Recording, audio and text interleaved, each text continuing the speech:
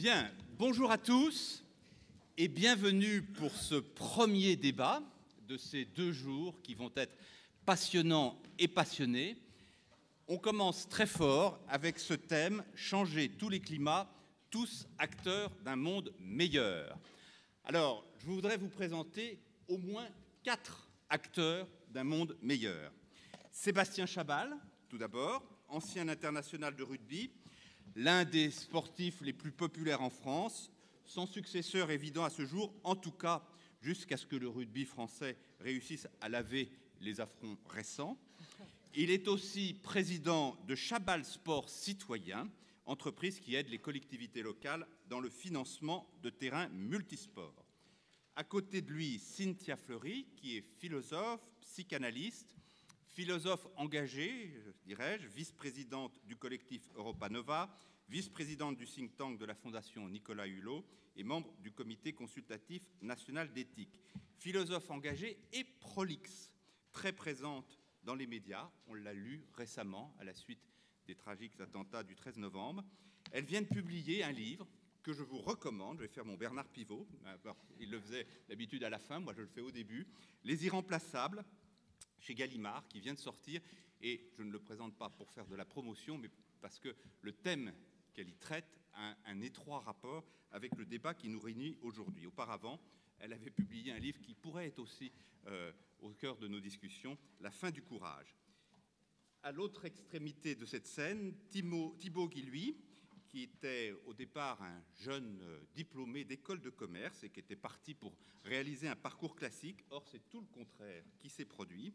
Il a d'abord cofondé l'ONG Sport sans frontières, ce qui créait un lien naturel avec notre invité Sébastien Chabal, puis Ateliers sans frontières. Et aujourd'hui, Thibaut, vous êtes directeur général d'ARES, Association pour la réinsertion économique et sociale, qui compte 360 salariés, dont 230 en insertion. J'indique que près de 70% des salariés en réinsertion chez vous réussissent une sortie dynamique de l'association, soit avec un emploi, soit avec une formation, une qualification. Éric Lombard, enfin, directeur général de Generali France. Éric, vous avez eu plusieurs vies professionnelles.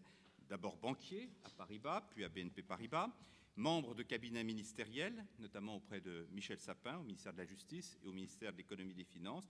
Et enfin, et toujours, assureur, d'abord à la tête de BNP Paribas Cardiff pendant 9 ans, et maintenant, depuis 2 ans, à la tête de Generali France, et également membre du comité de direction du groupe Generali au niveau mondial. Alors, Éric, avant que nous rencontrions dans le débat et que j'en campe les différents aspects, je vais vous donner la parole parce qu'il se trouve que Generali France est le fondateur, le cofondateur auprès du Parlement des entrepreneurs d'avenir il y a 7 ans et que depuis son soutien ne s'est pas démenti. C'est une belle histoire. Il se trouve que j'y étais aussi associé, donc je peux en témoigner. Pourquoi Generali a choisi un jour de s'engager dans ce qui, au départ, était une aventure absolument imprévisible? Oui, c'est une histoire qui est très importante pour Generali et pour la vision que personnellement j'ai de l'entreprise et du monde économique. Ah. Si je parle comme ça, c'est mieux? Bon. Donc, parce que je suis un petit peu grippé ce matin, je suis désolé. Donc, nous espérions le cacher, voilà, c'était impossible. C'est raté. En fait, au cours des 2 siècles précédents, soyons ambitieux, il y a eu 3 sujets essentiels et perçus comme divergents. L'environnement, qui était d'ailleurs jusqu'à récemment un sujet pas perçu du tout. Le sujet social, qui était porté par un certain nombre d'acteurs. Et le sujet du développement économique, qui était surtout porté par les entrepreneurs et les responsables politiques. Et ces 3 sujets ne se parlaient pas. Or, l'intuition fondamentale d'entrepreneurs d'avenir, et qui est une intuition portée par Generali, c'est que non seulement ces 3 sujets sont tous les 3 d'importance vitale, mais ils sont convergents. Ils sont convergents pourquoi? Parce que, après une semaine de COP21, je ne vais pas rajouter mon discours de président d'État, que je ne suis pas, mais tout a été dit lundi. Sauver la planète, c'est vital.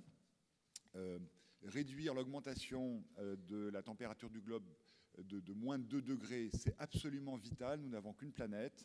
Évidemment, la fin de la planète, ce sera la fin de l'humanité. On le sait tous. Mais sauver la planète ne se fera pas sans développement économique. Parce qu'il faut financer la transition énergétique, il faut financer la transition. Donc je ne sais pas si ce sera du développement économique ou un maintien de la production économique, mais les entreprises sont indispensables dans cette phase, parce que ce sont les entreprises qui créent de la richesse. Et troisièmement, une société qui ne fait pas de lien social, qui ne protège pas les individus, n'est pas une société. Et donc le social n'est pas une option, ce n'est pas quelque chose qu'on rajoute, c'est quelque chose qui est aussi au cœur de la construction d'une société. Et l'intuition des entrepreneurs d'avenir, qui est une intuition, encore une fois, que Generali partage, c'est que ces trois sujets sont tout à fait essentiels et ils sont complètement liés.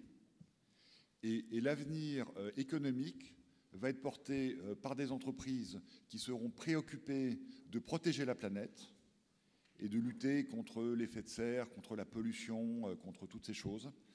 Des entreprises qui se préoccuperont du lien social et qui se préoccuperont de créer des emplois durables, dans tous les sens du terme, mais aussi des entreprises qui auront le niveau de rentabilité qui leur permettra de continuer de se développer et d'investir. Et l'intuition de cette convergence de ces trois éléments, l'élément écologique, l'élément social et l'élément de développement économique, c'est au cœur de l'intuition portée par Entrepreneurs d'avenir et par Jacques Huybrecht. Je trouve que cette intuition est extrêmement puissante, elle est même vitale. Et donc c'est pour ça que Generali est très fier d'être aux côtés de ce projet depuis son origine et que nous allons continuer à soutenir ce projet, encore une fois vital. Merci de votre attention. Merci beaucoup Eric. Alors, j'ai présenté les 4 acteurs d'un monde meilleur qui étaient à la tribune. Vous êtes tous, je pense, puisque vous êtes ici, volontaires pour devenir des acteurs d'un monde meilleur. Je voudrais, dans cet auditoire, signaler 4 autres grands témoins qui seront amenés à prendre la parole pendant le débat que nous aurons. Le débat, je l'espère, animé et profond. En tout cas, nous allons lui allouer un temps important. Éric Boll, qui est directeur des tissages de Charlieu et d'Altertex, Philippe Gall, directeur de Servipack Salazie, Charles Benoît Aixig, directeur du Rameau, et Emmanuel Moni, directeur de Tarvel. Alors, le thème, changer de climat, tous les climats, soyons tous acteurs d'un monde meilleur. Ce n'est certainement pas un hasard si notre débat est l'un des 5 qui ouvrent ces 2 jours de conférences et d'échanges.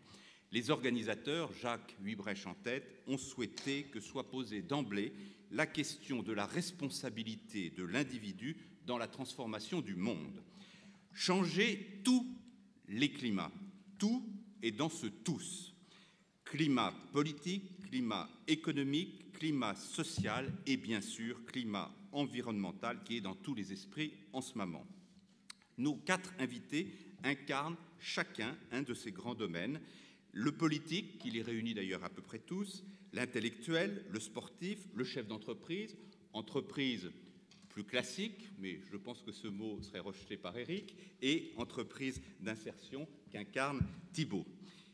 Mais pour introduire notre discussion, je vais demander à ces 4 invités de répondre aux 2 mêmes questions à tour de rôle, brièvement, pour lancer la discussion avec vous. Première question, en quoi vous, personnellement, chacun d'entre vous, vous considérez-vous comme un acteur d'un monde meilleur? Et d'ailleurs, qu'est-ce que c'est qu'un monde meilleur? Que faites-vous pour cela, très concrètement, en tant qu'individu volontairement responsable? Et puis, deuxième question, des profils engagés, des acteurs passionnés. Notre pays en compte par millions, peut-être même par dizaines de millions, et en même temps, cette France souffre manifestement d'un déficit cruel de projets collectifs. Comment se fait-il que la connexion s'établisse si mal entre le niveau individuel et le niveau collectif? Alors, première question, en quoi vous, chacun d'entre vous, vous considérez-vous comme l'acteur d'un monde meilleur? Et je pose la question en premier à Sébastien Chabal. Bonjour à tous. Alors mon ancienne vie, mon parcours de sportif de haut niveau m'a fait rapidement prendre conscience que ensemble on était plus fort et que tout seul on n'était pas grand-chose. Et dans le cadre de ma nouvelle vie, voilà, professionnelle, j'ai décidé de m'investir, de créer une société qui a pour mission, voilà, c'est vraiment une mission que je me suis donnée, de promouvoir la pratique du sport et l'éducation par le sport. D'ailleurs, c'est pour ça qu'on s'est parlé avec Thibaut, parce que c'est lui qui a créé l'association Sport Sans Frontières, et on déploie le programme pédagogique qu'il a créé il y a longtemps. Alors, en quoi ça consiste clairement? C'est mettre à disposition du plus grand nombre des installations sportives de proximité, de qualité, gratuites, accessibles à tous. Et pour ce faire, on essaye de rassembler des acteurs privés et des acteurs publics pour promouvoir la pratique du sport. Alors aujourd'hui, c'est vrai qu'autour de cette table, on a beaucoup de liens parce qu'aujourd'hui, notre premier partenaire privé, c'est la Société Generali, voilà, qui nous accompagne dans le financement des structures et dans le déploiement du programme d'éducation par le sport.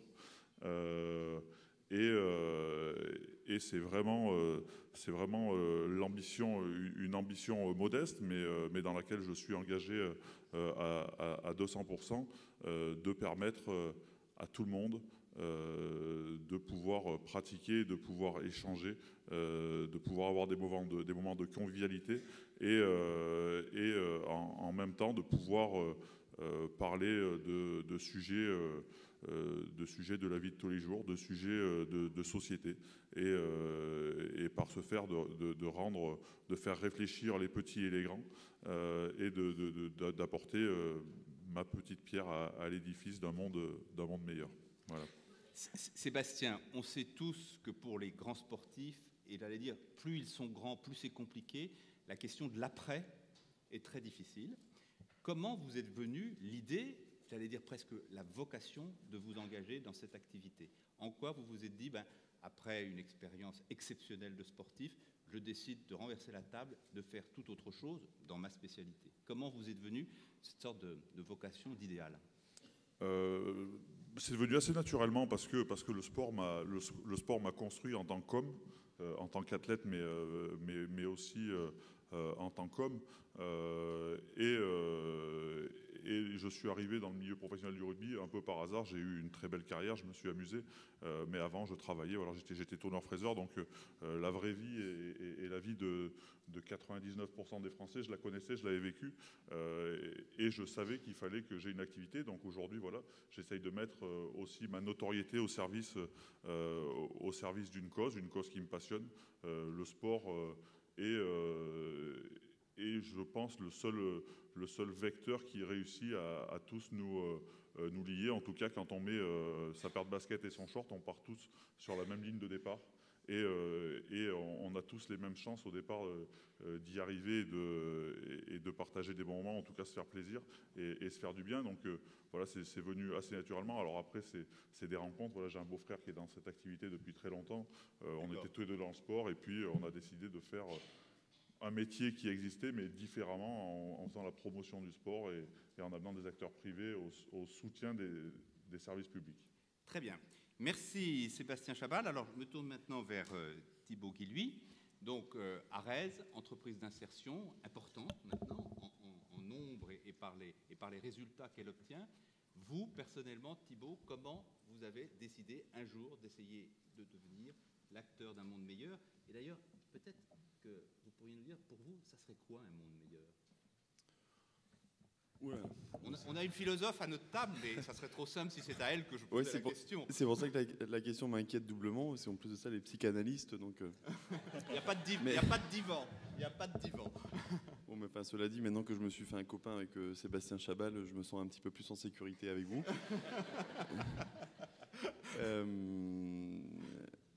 Donc, d'abord, comment être un acteur d'un monde meilleur? Enfin, franchement, c'est une question qui fait un petit peu peur. Je pense que c'est la première des choses, c'est qu'il faut être quand même très humble par rapport à ce genre de questions. Et je pense que le monde dans lequel on vit et puis notre environnement, proche ou lointain, nous invite à quand même beaucoup d'humilité sur cette question. Moi, je me suis engagé parce que je pense que c'est une question de sens. Alors, c'est vrai que c'était facilité par le système des grandes écoles. Parce que moi, je suis arrivé un jour à l'ESCP Europe, donc ce système des grandes écoles. J'arrivais du Pas-de-Calais et on m'a raconté le premier jour on m'a présenté des statistiques d'abord, en me disant que finalement, moi et mes camarades de classe, finalement, on avait été sélectionnés plutôt parmi une catégorie de la population. Enfin, la sélection sociale était au moins aussi forte que la sélection académique, puisqu'il n'y avait que 1% d'ouvriers, 1% d'agriculteurs, et que ça avait l'air de choquer personne. Et l'après-midi, on est accueilli par, à l'époque, le Premier ministre, Jean-Pierre Raffarin, qui avait fait la même école, et qui nous expliquait que nous étions, à 18 ans, l'élite de la nation, que nous allions être aux manettes pour transformer les choses, etc. Et je trouvais qu'il y avait quand même une forme d'arnaque dans ce discours-là, parce que évidemment, même si je ne me retire pas un certain nombre de mérites ou d'efforts, c'est pas. J'avais bien pu constater évidemment qu'il y avait beaucoup de gens qui avaient au moins autant de talent que moi et qui, pour tout un tas de raisons, n'avaient pas eu la même chance de pouvoir les exercer. Donc ça, c'est ça qui m'a motivé évidemment à me dire mais si ceux qui ont la chance de pouvoir vivre en paix, en sécurité et développer leur propre talent ne s'engagent pas, qui va le faire? Voilà, c'est comme ça que j'ai lancé Sport sans frontières, effectivement, avec deux autres copains de l'ESCP. Alors évidemment, on a fait baisser quand même assez sensiblement le niveau du salaire à la sortie en 99, mais c'est remonté après. Hein. À partir de 2000, ça a été mieux.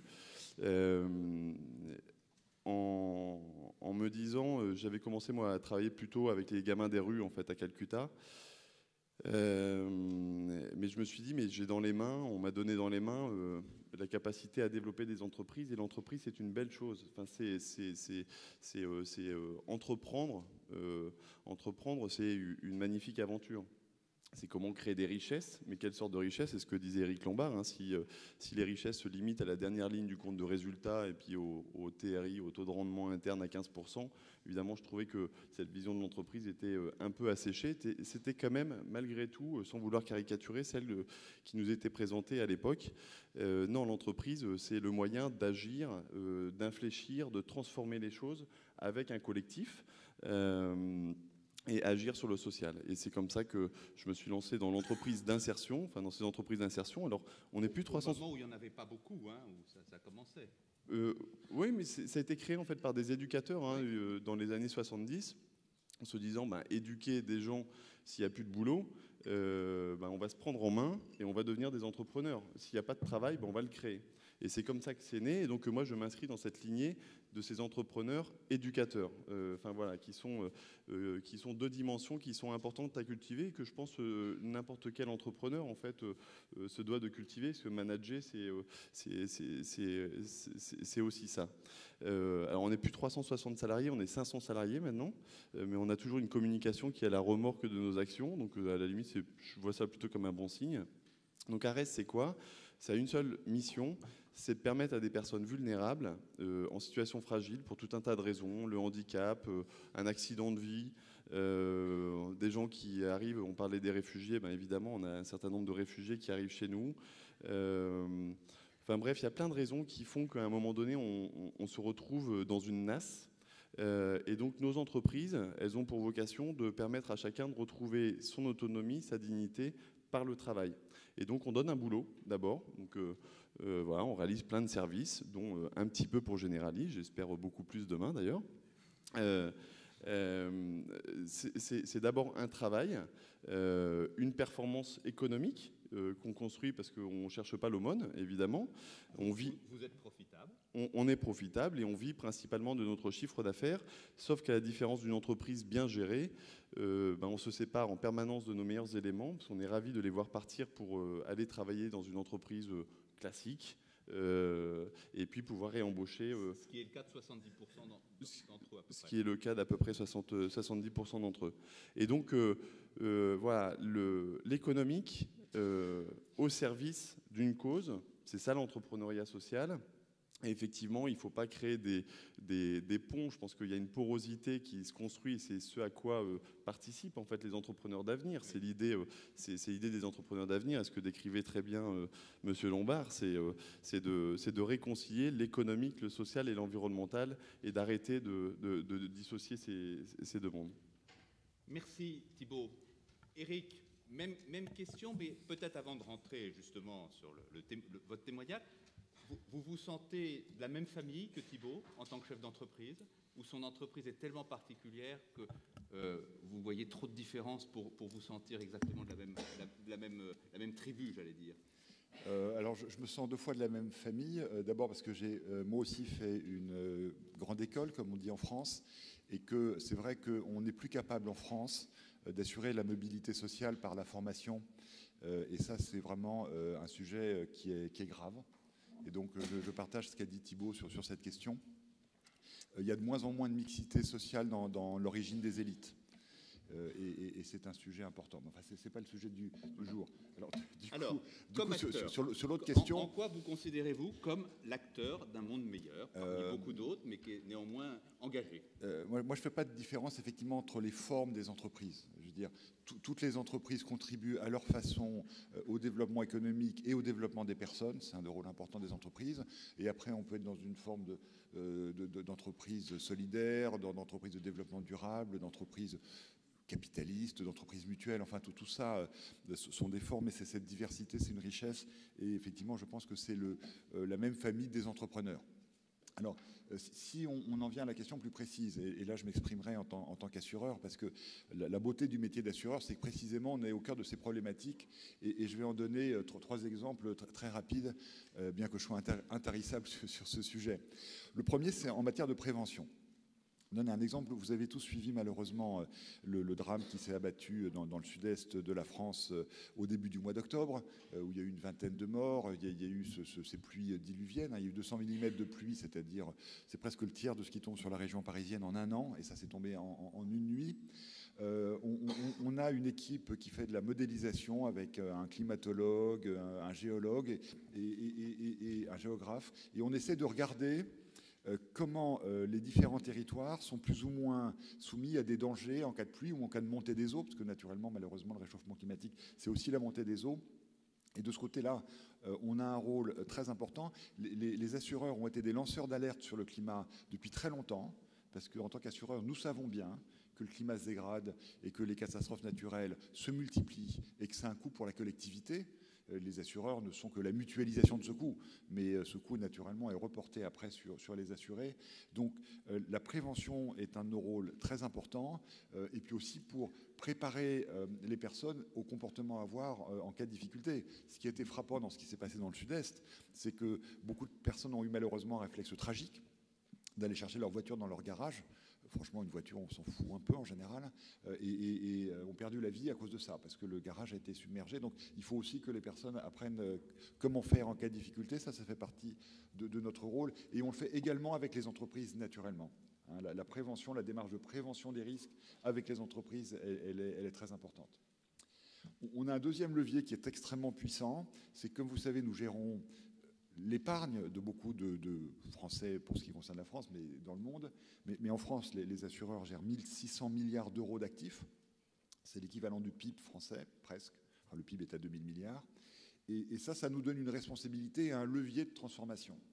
C'est-à-dire que vous avez constaté, notamment autour de la COP21, de plus en plus d'assureurs s'engagent à réduire ou à annuler complètement le financement des entreprises qui émettent du carbone, notamment tout ce qui est mines de charbon, centrales à charbon, etc., et orienter leurs investissements vers les entreprises qui contribuent au bien-être de la planète, les énergies alternatives, etc., etc. Et cette responsabilité, elle est très puissante, et évidemment, je souhaite qu'elle s'affirme de plus en plus, parce que, quelle que soit la vision politique qu'on a des choses, le levier financier il est toujours extrêmement puissant. Voilà. Et si tous les investisseurs prennent en compte les éléments de responsabilité sociétale dans leurs investissements, ça aura un impact extrêmement rapide. Et puis la troisième dimension, naturellement, c'est que les entreprises d'assurance sont des entreprises où il y a beaucoup de salariés, beaucoup de collaborateurs, et il me semble essentiel d'essayer d'être exemplaire dans le management de ces personnes. Nous avons établi chez Generali ces derniers temps, enfin depuis de nombreuses années en fait, une démarche qui fait que chaque mouvement de l'entreprise, chaque évolution, chaque nouveau plan stratégique est partagé avec l'ensemble des collaborateurs. De telle façon qu'il y a deux choses. D'abord, une contribution, parce que l'intelligence, elle est évidemment collective. Et la personne qui est sur une plateforme téléphonique et qui parle aux clients tous les jours en sait autant sur l'avenir de l'assurance que quelqu'un qui a plein de diplômes et qui est dans les fonctions centrales, même peut-être elle en sait plus.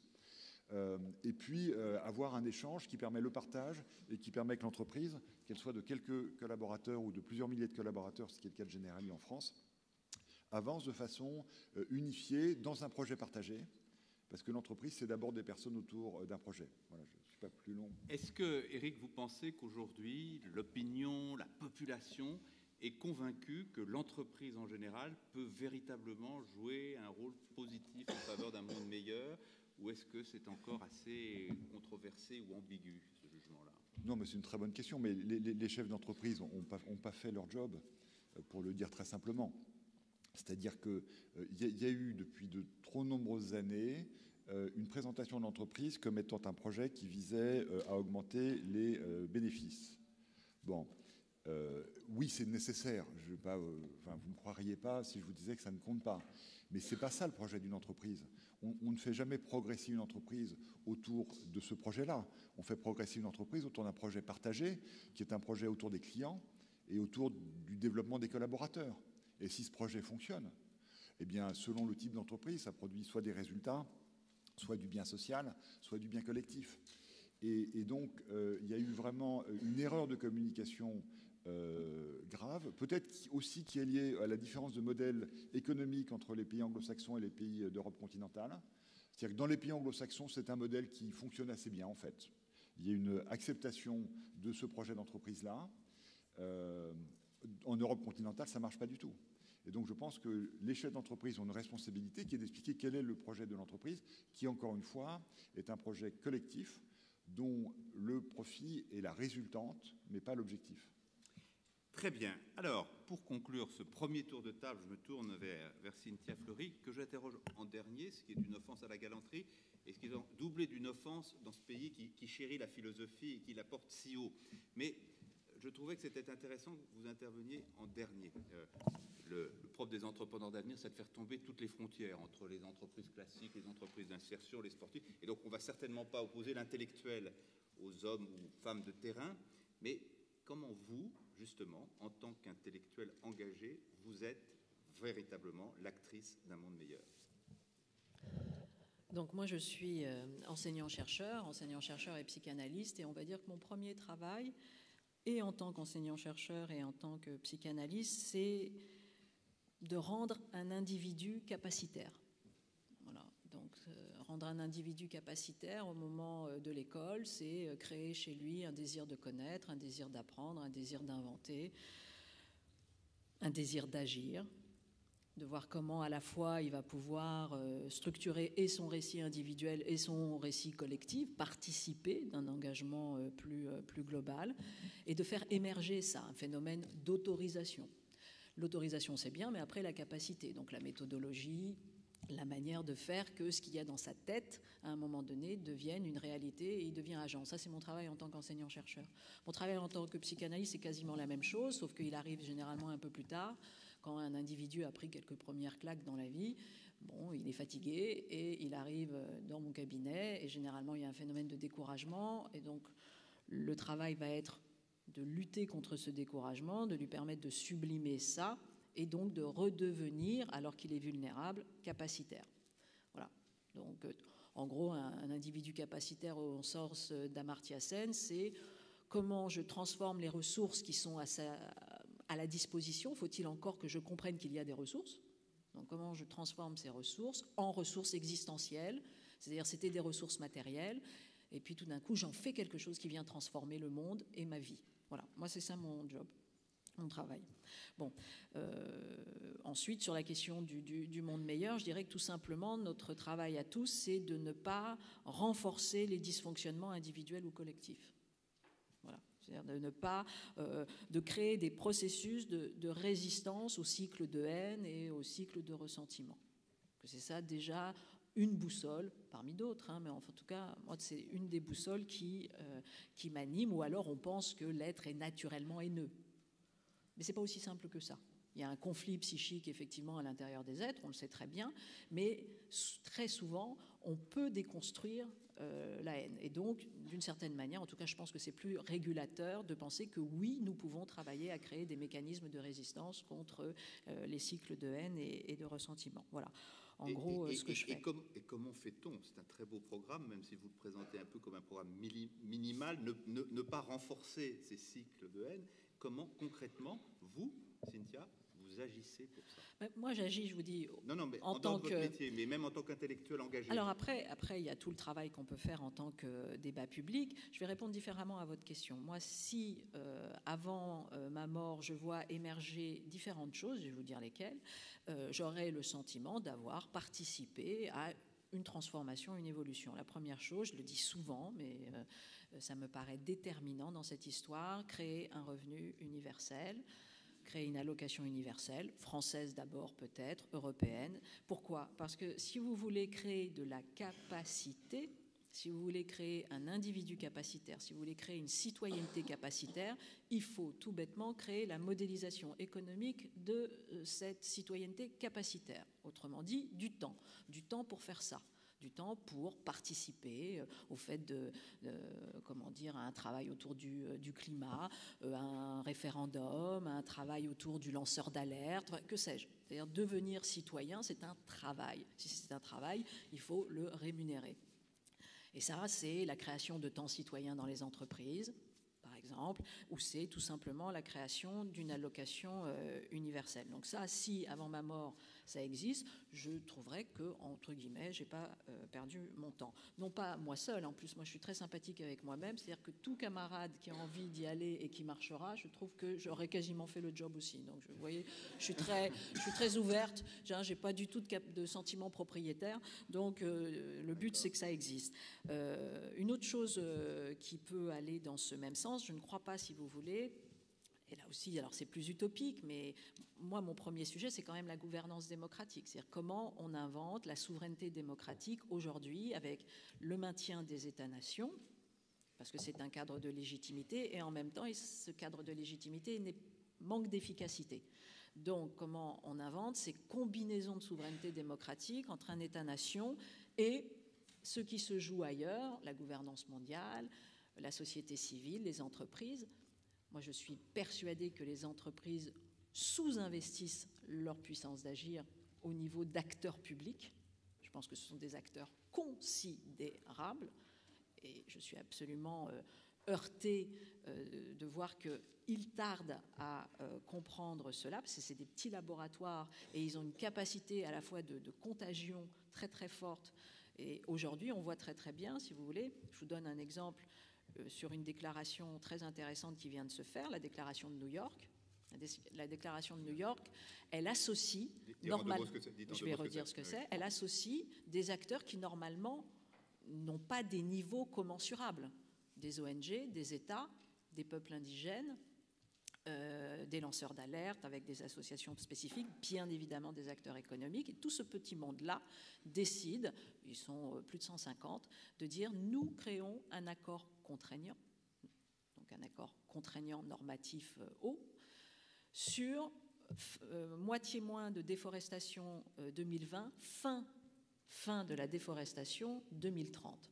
Et ces acteurs s'engagent là-dessus, déclaration de New York. C'est ça demain qui va se passer. Il va se passer à la fois de l'interétatique, du tripartite, et le fait qu'on n'attendra pas simplement que l'interétatique marche pour que, ensemble, nous transformions ce monde. Merci Cynthia, parce que d'une certaine manière, la fin de votre intervention fait la transition avec la deuxième question. C'était fait exprès. Vous connaissez...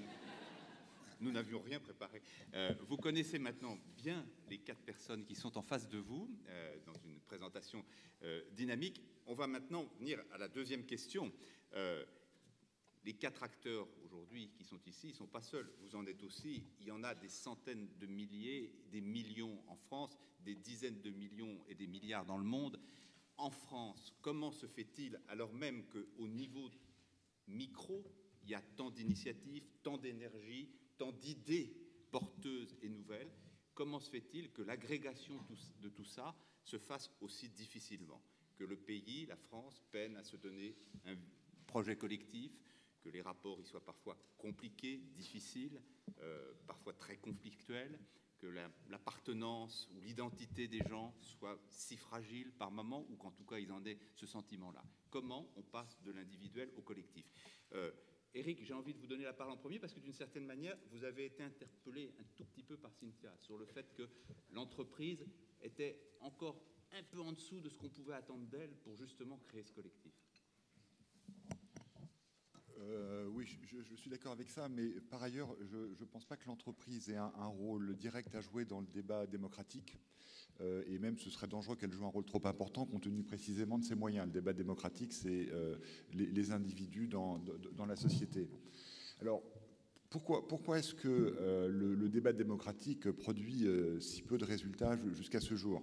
Il y a un bouquin très intéressant, je ne sais pas si vous l'avez lu, mais qui a un bon succès mondial, qui s'appelle « Sapiens » de Yuval Noah Harari, qui explique en gros que les choix faits par l'humanité sont en général des choix qui sont contraires aux intérêts de chaque individu, mais qui permettent biologiquement à l'homme d'être plus nombreux sur la planète, même si c'est au prix de la destruction de la planète, et d'une vie finalement à chaque étape moins agréable pour l'homme.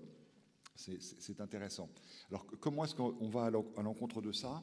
Il me semble que ce qui manque dans nos sociétés démocratiques, et là l'entreprise a peut-être quelque chose à apprendre à la société, c'est précisément l'échelon de débat ouvert où les sujets sont mis sur la table. On ne se représente pas bien quand on n'est pas dans l'entreprise quelle est la qualité de dialogue qu'on peut avoir avec l'ensemble des collaborateurs et avec l'ensemble de leurs représentants syndicaux. J'insiste là-dessus. Il y a une véritable lucidité sur ce qui se passe. Et donc, on aboutit dans le dialogue, si les choses sont expliquées, à des solutions partagées et qui sont des solutions qui, sans être optimales, l'optimum, je ne sais pas bien ce que c'est toujours compliqué, mais sont des solutions qui permettent à chacun d'y retrouver sa part. Voilà, je ne vais pas y revenir, mais enfin, encore une fois, un projet de développement personnel pour les salariés, évidemment des clients qui sont bien traités, etc. Et ce débat n'a pas lieu dans la société. Le débat politique ne parvient pas à poser les vraies questions et donc à avoir un vrai dialogue. Et on voit bien sur un sujet aussi simple et aussi essentiel que celui de l'avenir de la planète, où, encore une fois, on est peut-être en train de priver nos enfants et petits-enfants de tout avenir. C'est quelque chose de tragique. Mais depuis Kyoto, mais que de difficultés pour faire partager cela, et que de difficultés pour que, même au niveau des chefs d'État, et lundi on avait à Paris Obama, Xi Jinping, Poutine, Cameron, Merkel, tout le monde était là, les pays africains, les pays d'Amérique latine, et nous ne parvenons pas, alors qu'il y a le feu à la maison, à arriver à des décisions collectives qui sont pourtant d'une très grande simplicité et que tout le monde connaît. Voilà, et il me semble que l'enjeu démocratique, et je terminerai par là, c'est un enjeu pédagogique, c'est-à-dire que plus les citoyens du monde comprendront les enjeux, plus ils auront une exigence vis-à-vis de leurs représentants qui feront que les représentants seront bien obligés de traiter les sujets. Mais aujourd'hui, cette pédagogie n'est pas faite et pas suffisamment faite. Le dialogue social, Éric, c'est un très bon exemple dont il peut faire preuve dans certaines entreprises, peut-être de plus en plus d'entreprises, et en même temps, dès qu'on monte au niveau global, au niveau qu'on dit interprofessionnel en France, dans le jargon, alors là, c'est terrible, c'est terrifiant, ça ne fonctionne pas. Alors bon, ça fait un peu écho au débat politique du moment en France, donc, oui, mais c'est exactement ça. C'est-à-dire que dans l'entreprise, on est dans une communauté partagée. C'est-à-dire que chacun sait que si l'entreprise fonctionne mal, il n'y a pas d'avenir pour les personnes qui sont, que ce soit des salariés, des dirigeants ou des actionnaires, évidemment. Dès qu'on est à un niveau fédéral ou à un niveau politique, le jeu est beaucoup plus complexe. Et en fait, on sait très bien que dans le jeu politique, certains acteurs peuvent avoir intérêt à un échec qui les favoriserait, puisque eux ne font pas partie du tout, ne se sentent pas à tort partie du tout. Et c'est bien là où on a un échelon pédagogique qui est important, c'est que pour que chacun comprenne que c'est quand même exactement la même histoire, et que tel pays qui pourrait aboutir à l'échec de COP21, de la COP21, va se retrouver quand même submergé par les difficultés écologiques. C'est l'exemple très intéressant de ce qui se passait à Pékin le jour où Xi Jinping d'ailleurs faisait quand même un discours très positif, où à Pékin on ne pouvait pas respirer du tout, ce qui arrive quand même assez souvent. Donc cette compréhension du lien entre la situation individuelle et la situation collective, elle n'est pas faite dans les pays, elle est encore moins faite au niveau mondial.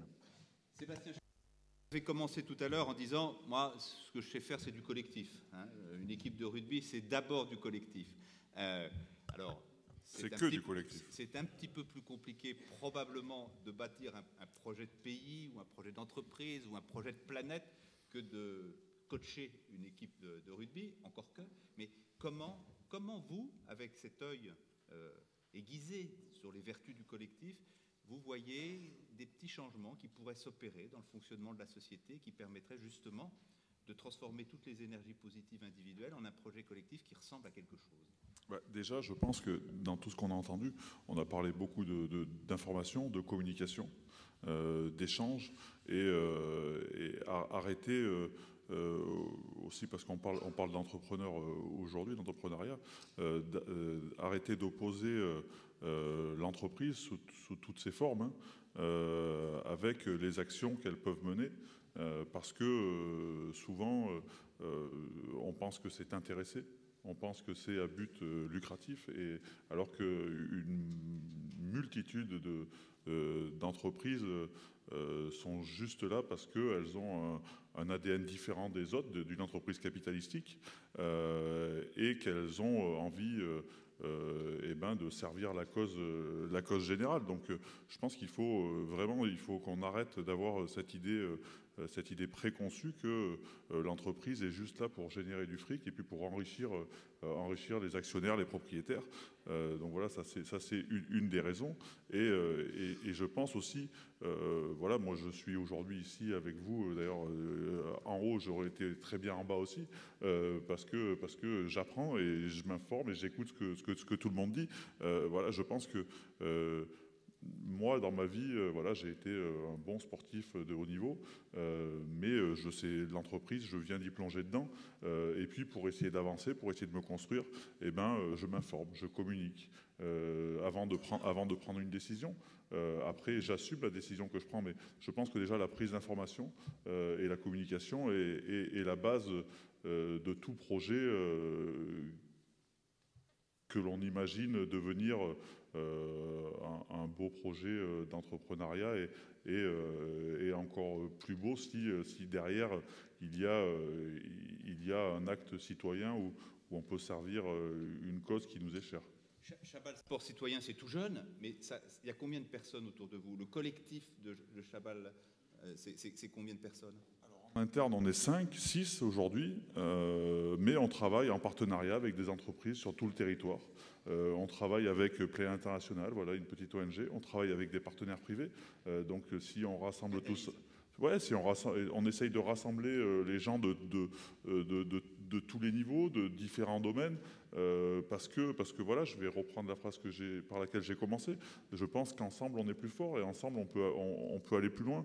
Moi j'ai la chance, de par l'image qui s'est construite pendant que j'étais joueur de rugby, de pouvoir rencontrer des gens, et ça aussi c'est une vraie opportunité. Je me rends compte, j'ai plein de camarades qui ont des initiatives comme la mienne, mais qui n'y arrivent pas parce que aller parler à Éric Lombard, c'est compliqué, c'est difficile. Aller parler à un grand chef d'entreprise, c'est difficile. Non, mais les accès, ou à des politiques, faire passer des messages, c'est compliqué.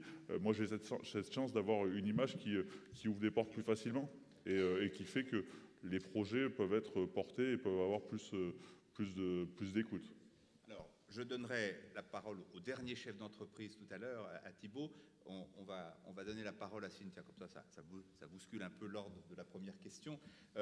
Alors, Cynthia, je citais tout à l'heure le livre que vous venez de publier, parce qu'il est pratiquement au cœur de notre débat. C'est-à-dire que vous vous insurgez contre l'idée répandue selon laquelle en France nous serions qu'un pays d'indécrottables individualistes et égoïstes, et que justement le sujet n'est pas tant l'engagement ou le désir d'engagement des individus, mais la manière dont on le laisse s'épanouir, dans quelle structure, avec quelle gouvernance, avec quel fonctionnement. Donc ce sujet du passage de l'individuel au collectif, il est au cœur de ce livre. Oui, alors sur le territoire français, parce que c'est pas en même temps ce qui se passe en France se passe ailleurs, notamment sur la question du climat. Il y a peut-être un mal français, pour reprendre un terme célèbre. Alors, je ne sais pas s'il y a un mal français, mais je pense à la phrase de Gramsci qui explique ce qu'est la crise.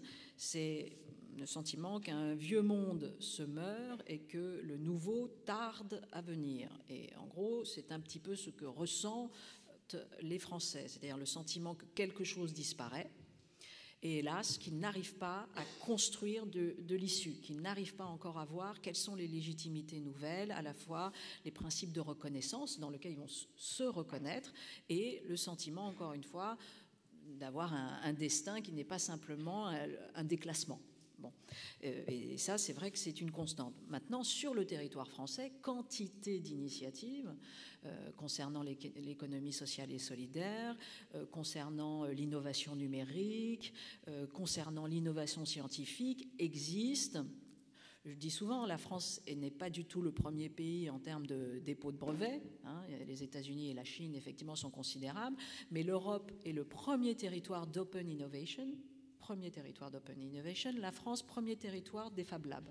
Donc, de fait, on est au cœur d'un pays qui a une immense capacité qualitative, subjective, et qui, en plus, a plutôt un tropisme assez fort par rapport à la question de l'intérêt général. C'est pas obsolète, la question de l'intérêt général en France. Il y a quand même quelque chose qui dit que bon.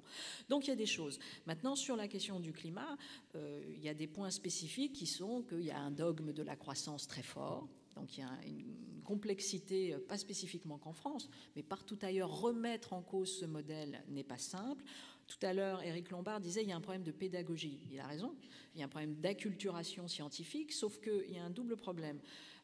Parce que le déficit, ce qu'on appelle le déficit modèle, c'est-à-dire le fait que les scientifiques, ils ne sont pas stupides non plus, ils se sont dit, pourquoi les gens ne font pas ce qu'il faut? Parce qu'ils ne savent pas. Donc on va leur apprendre. Bon, très bien. Sauf qu'on se rend compte que même lorsqu'on on essaye de lutter contre le déficit scientifique, il y a aussi ce qu'on appelle les valeurs, il y a la liberté de l'homme, et il y a donc de fait aussi une manière de faire du clean amen, c'est-à-dire de changer de position. Il n'empêche qu'aujourd'hui, de recréer une confiance dans la science, c'est très important, et de comprendre que la science, c'est de la controverse, c'est de l'incertitude, c'est de la faillibilité. Et que toutes ces trois choses-là ne doivent pas renforcer le scepticisme envers la science, mais au contraire le fait que précisément la science, c'est pas du dogme. Et c'est pas si simple que ça. Ah oui, d'accord. Ça, c'est la confiance dans la science. Voilà, la confiance dans la science. Et la lumière fut. Par ailleurs, quand on renforce quand on lutte contre le déficit scientifique, on lutte contre ce qu'on appelle le déficit démocratique. Ça veut dire quoi? Ça veut dire que tout simplement aujourd'hui, 2/3 des débats, du débat public, en fait, sont des sujets qui sont liés très fortement à la science. Donc de toute façon, que vous fassiez ou pas ce que attend la science, vous êtes dans la nécessité, aujourd'hui on est dans la nécessité de construire une très très très forte alphabétisation scientifique et on ne le fait pas. C'est vrai qu'on tarde un peu, les médias ont longtemps organisent le spectacle plus qu'ils ne diffusent parfois des réelles connaissances. Et puis il y a un goût du risque, sans doute, qui nous manque, une certaine forme de courage. Et puis, il y a des leaders politiques qui sont trop, hélas, pris dans ce cycle du court-termisme. On a un électoralisme qui est presque en train de jouer contre la démocratie parce que, de fait, et moi je les comprends, hein, on ne contracte jamais contre soi-même. La psychanalyste, elle comprend tout à fait les politiques. Hein. Qu'est-ce qu'ils vont aller, à un moment donné, il y a un conflit de loyauté. C'est-à-dire, on n'est même pas obligé de dire il y a un conflit d'intérêt. Il y a un conflit de loyauté, c'est je suis élu demain ou je ne suis pas élu. Bon, alors c'est vite vu. Bon, si je suis élu, donc je suis élu, et pour être élu, hélas, il faut que je tienne un certain type de discours qui n'est pas nécessairement en prise avec le temps long, mais plutôt avec le court-termisme. Et hélas, aujourd'hui, c'est problématique. Merci Cynthia. Alors, Thibault, votre activité vous met par construction au plus près d'une des réalités économiques et sociales françaises les plus compliquées aujourd'hui, c'est-à-dire le problème du chômage, le problème de la déqualification, le problème de l'insertion, le problème des gens qui arrivent chez vous un peu cassés et qui en sortent un peu redressés. Néanmoins, je vous connais depuis un moment, vous êtes habité d'un énorme optimisme. Sur quoi se fonde cet optimisme ? Pour le pays, pour la France, pour les gens qui y habitent?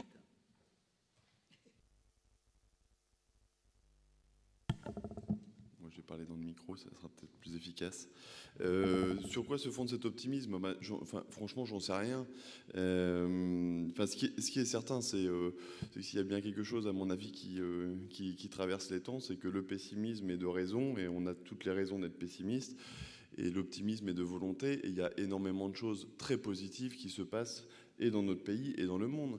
On est dans un monde, il faut quand même savoir, même si évidemment les médias nous renvoient à la figure tous les jours les problèmes, les meurtres, des atrocités, etc. Évidemment, mais on vit quand même dans un monde où il n'y a jamais eu autant de gens qui sortaient de la pauvreté chaque jour, jamais de gens qui accédaient à l'éducation et à l'école chaque jour, etc. Donc il y a quand même des raisons d'espérer, même si évidemment on n'est pas dans le monde des bisounours. Alors pour revenir sur la question de comment passer de l'individuel au collectif sur ce sujet-là, pour rebondir du coup, pour faire une transition avec ce que disait Cynthia Fleury, il y a effectivement vraiment ce problème de la vie démocratique. Hein. D'ailleurs, je veux dire, on va avoir les élections. Voilà, tout le monde ne va pas aller voter ce week-end. On a plus de la moitié des gens qui ne vont pas aller voter ce week-end. Et on en a l'autre moitié qui va aller voter par dépit plutôt que par choix, par optimisme, par espoir qu'on met derrière le bulletin de vote. Mais c'est notre responsabilité à nous, pas seulement aux politiques. C'est notre responsabilité à nous que de dire aux politiques, si vous êtes dans une injonction contradictoire, celle que décrivait Cynthia Fleury, imposons-leur de sortir du cumul des mandats, par exemple.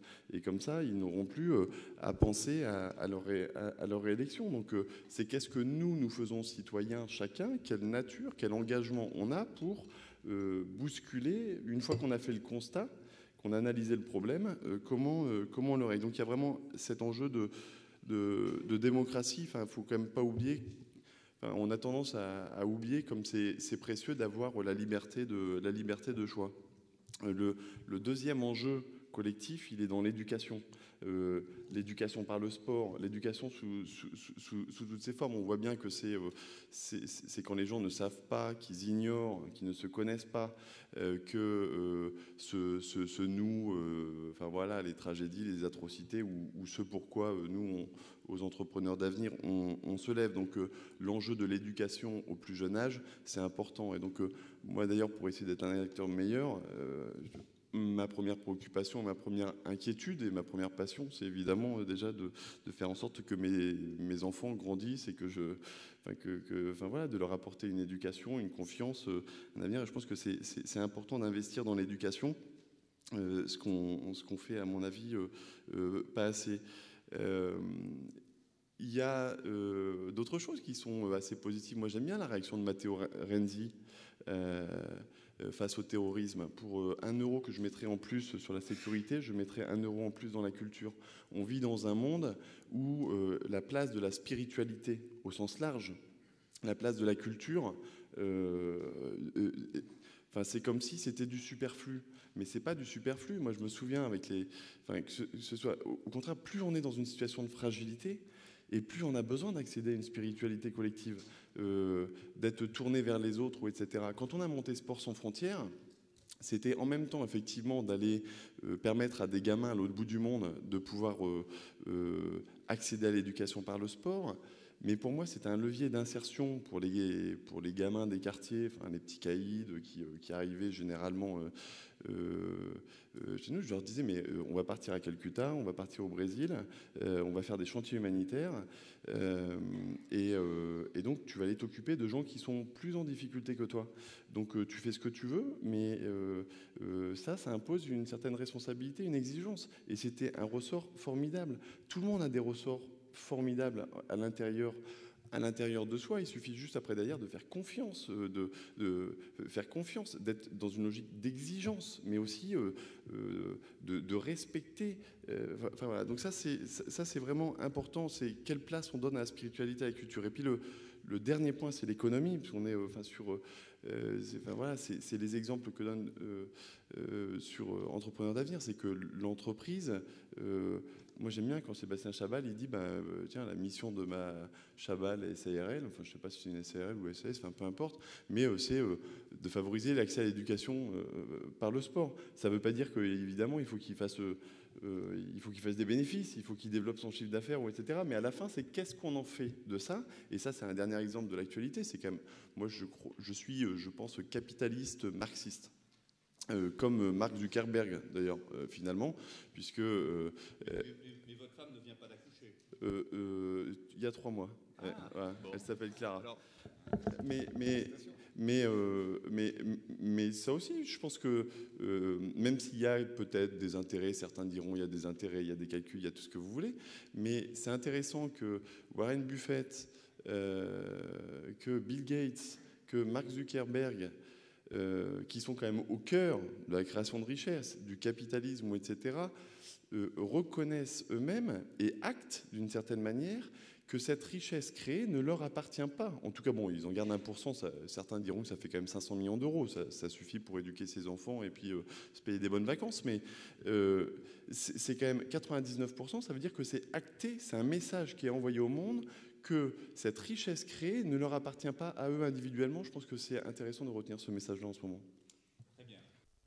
Évidemment pas de dégager des recettes, mais je pense qu'à travers les interventions de nos 4 invités, on a quand même quelques tendances assez claires qui se dessinent, notamment autour de la connaissance et de la confiance. J'ai l'impression que tout ce que vous avez dit peut se rattacher peu ou prou à ces deux données. Allez, maintenant, la parole est à vous, vous, public présent ici à l'UNESCO, et puis nos 4 pitchers, selon le terme consacré de Jacques Hubrecht, qui vont pouvoir intervenir aussi brièvement pour témoigner.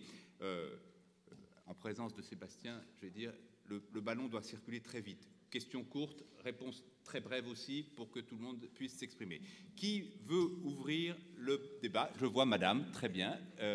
Quelle est la règle? Il y a des micros partout. Ah bah oui, bien sûr. Il n'y a pas de traducteur, mais il y a des micros. Nous vous écoutons, madame. J'attendais la règle. Je vous ai dit quelle est la règle. Moi, j'avais une question parce qu'on parle de l'entreprise, mais je pense qu'il y a quand même 2 types d'entreprises.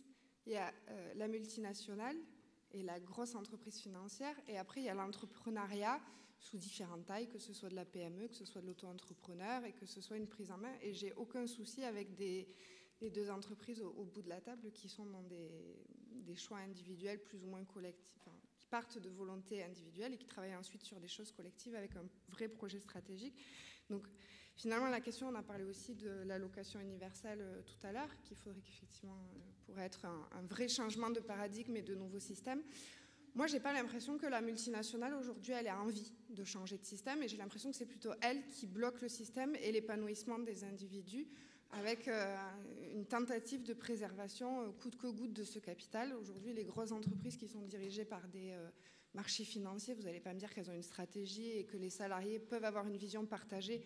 Quand du jour au lendemain, un fonds d'investissement leur dit votre activité, on en arrête, on a décidé qu'on ne la voulait plus. Alors, ne cherchez pas pourquoi, c'est juste qu'elle est juste un tout petit peu pas assez rentable. Donc, vous pouvez, voilà. Donc, en gros, est-ce que vous pensez qu'une multinationale uniquement financière puisse, dans le système actuel, favoriser le changement de système? De désigner le volontaire qui va répondre à cette question, sachant néanmoins qu'à mon avis, les 4 invités ont un point de vue sur la question.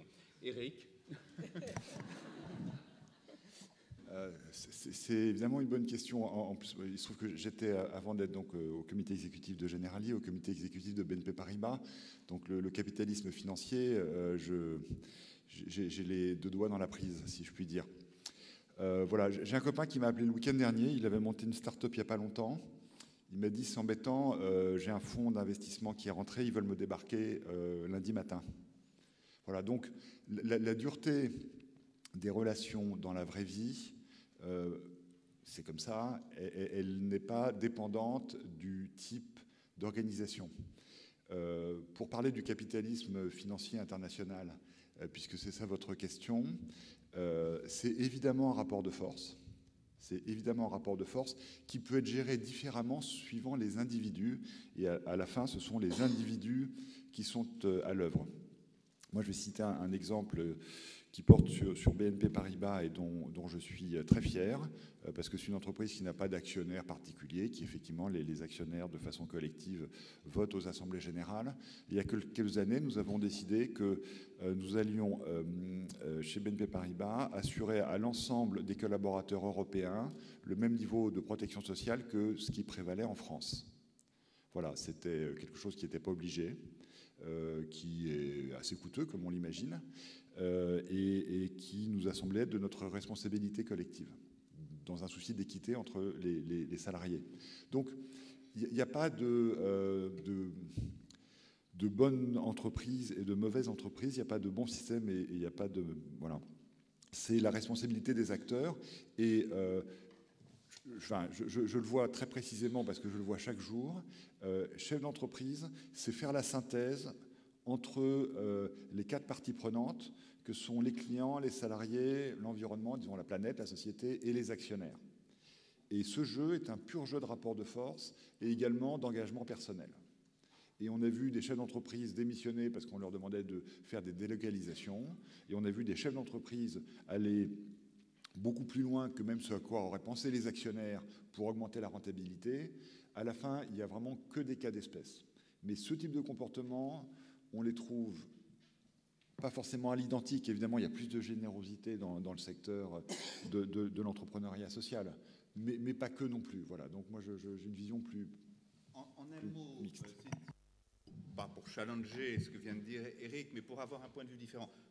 Vous n'êtes pas au cœur du système économique, mais vous êtes à sa frontière parce que vous intervenez sur des sujets dans lesquels l'économie est très importante. Vous interpelliez Éric tout à l'heure sur le thème « les entreprises en font pas assez ».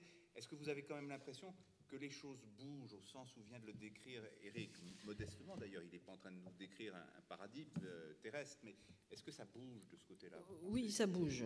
Ça bouge parce qu'il y a un rapport de force. Ça ne bougera d'ailleurs que si le rapport de force se renforce du côté de la société civile et des côtés des politiques. Là, il y a une loi, vous l'avez peut-être vu, un projet de loi sur le devoir de vigilance des multinationales, c'est-à-dire en gros l'obligation pour les multinationales de ne pas utiliser le moins-disant social et juridique d'un autre pays pour, en gros, ne pas défendre des normes sociales, environnementales dignes de ce nom. Ça, c'est tout nouveau. Bon, vous avez une plateforme internationale des lanceurs d'alerte qui veut faire un travail assez conséquent, notamment sur les questions de préjudice écologique liées aux multinationales, parce que là encore, le vieux bon name and shame fonctionne encore, c'est-à-dire le fait d'attaquer les multinationales sur la question de l'image, la question de la réputation, du prestige, et ce n'est qu'en faisant ceci qu'on avancera. Par ailleurs, vous avez tous les travaux de quantité d'économistes de la régulation contre l'optimisation fiscale, la dérégulation financière, etc. Je vous renvoie aux travaux notamment de Zuckman. Merci Cynthia. Alors, on va donner la parole au premier de nos pitchers, Emmanuel Moni, directeur de Tarvel. Une ou deux minutes pour intervenir dans ce débat, dire un mot de ce qu'est Tarvel, parce que tout le monde ne le connaît peut-être pas, et puis ensuite apporter votre contribution à ce débat. Merci. Tarvel est une entreprise de jardin, de jardinier, une entreprise, alors on va dire standard, même si dans notre métier, faire des jardins, c'est un métier pour tout le monde a priori simple. Donc effectivement, on nous envoie beaucoup de personnes en marge de la société, donc finalement l'insertion on en fait beaucoup. Tarvel, c'est une entreprise de 450 collaborateurs qui œuvrent dans l'aménagement de jardins et l'entretien des jardins. Alors changer les climats, alors on a beaucoup parlé du monde de l'entreprise, c'est évidemment passionnant, mais quand je vous écoute, j'ai envie d'intervenir plutôt sur le monde de l'entreprise que sur le monde des jardins. Mais vous faites comme vous voulez. J'ai bien aimé comment on pouvait intervenir, l'intervention de Cynthia, comment effectivement l'entreprise peut intervenir auprès des politiques pour leur expliquer effectivement un peu les choses de la vie. Mais je crois que la première ambition d'un chef d'entreprise, c'est avant tout la pérennité de son entreprise. On se bat tous les jours, que ce soit une multinationale, que ce soit une petite entreprise, sur la pérennité de notre entreprise. Il n'y a que ça qui nous anime. Et en fait, ce qu'on est en train de voir aujourd'hui, c'est que les dirigeants de chacun des pays et du monde n'assurent pas aujourd'hui, et n'ont pas qu'une seule vision, c'est la pérennité du monde. C'est là la grande différence. Tout a foutu le camp à un moment donné, on ne sait pas quand. Mais ce qui nous embête aujourd'hui, c'est qu'on n'a pas d'hommes politiques qui aujourd'hui ont une vraie vision. Aujourd'hui, toutes les entreprises qui se cassent la figure, c'est parce qu'à la tête, vous avez des gens qui n'avaient pas de vision. Vous pouvez faire toutes les démonstrations que vous voulez. Et aujourd'hui, ce qui nous anime, c'est d'avoir des visions, une vision pour nos entreprises. Et la seule vision qu'on peut avoir, c'est comment on fait pour assurer la pérennité de l'entreprise. Quand on dit aujourd'hui dans les entreprises, celles qui vont marcher, c'est celles qui ont évidemment des innovations, parce que les innovations, elles vont assurer la pérennité de l'entreprise. Notre métier aujourd'hui, c'est planter des arbres, bien évidemment, mais si on ne participe pas en créant des toitures végétalisées pour empêcher que l'eau se déverse dans les rivières et embêter les assureurs qui vont réparer et payer très cher après les inondations, on participe à ça.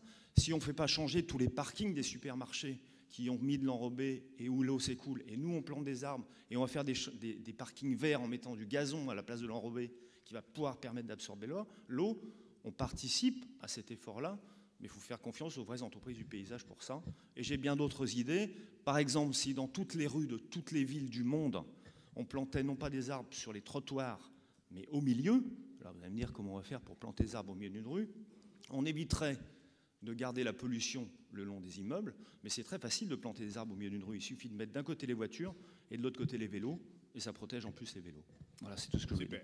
Alors, autre question, intervention. Monsieur, je vous en prie, branchez le micro. Il faut appuyer sur le bouton rouge, voilà. Oui, formidable. Ça, c'est la bonne nouvelle du débat. Je vous demande...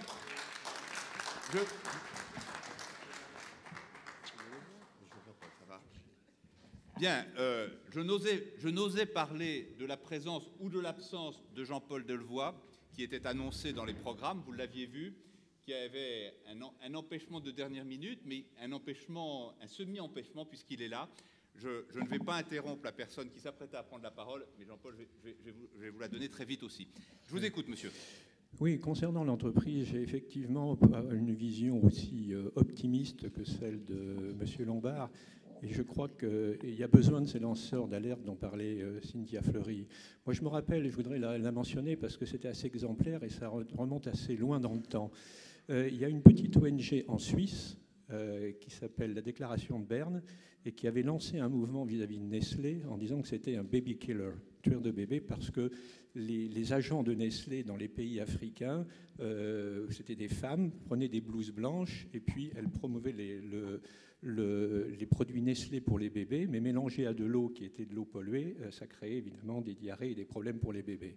Eh bien, cette petite ONG a réussi à faire transformer toute la stratégie de Nestlé, qui a dû revenir sur cette méthode très néfaste de marketing, et ça a engendré à l'OMS un code d'alimentation des nourrissons qui a été respecté après ça par de nombreux pays.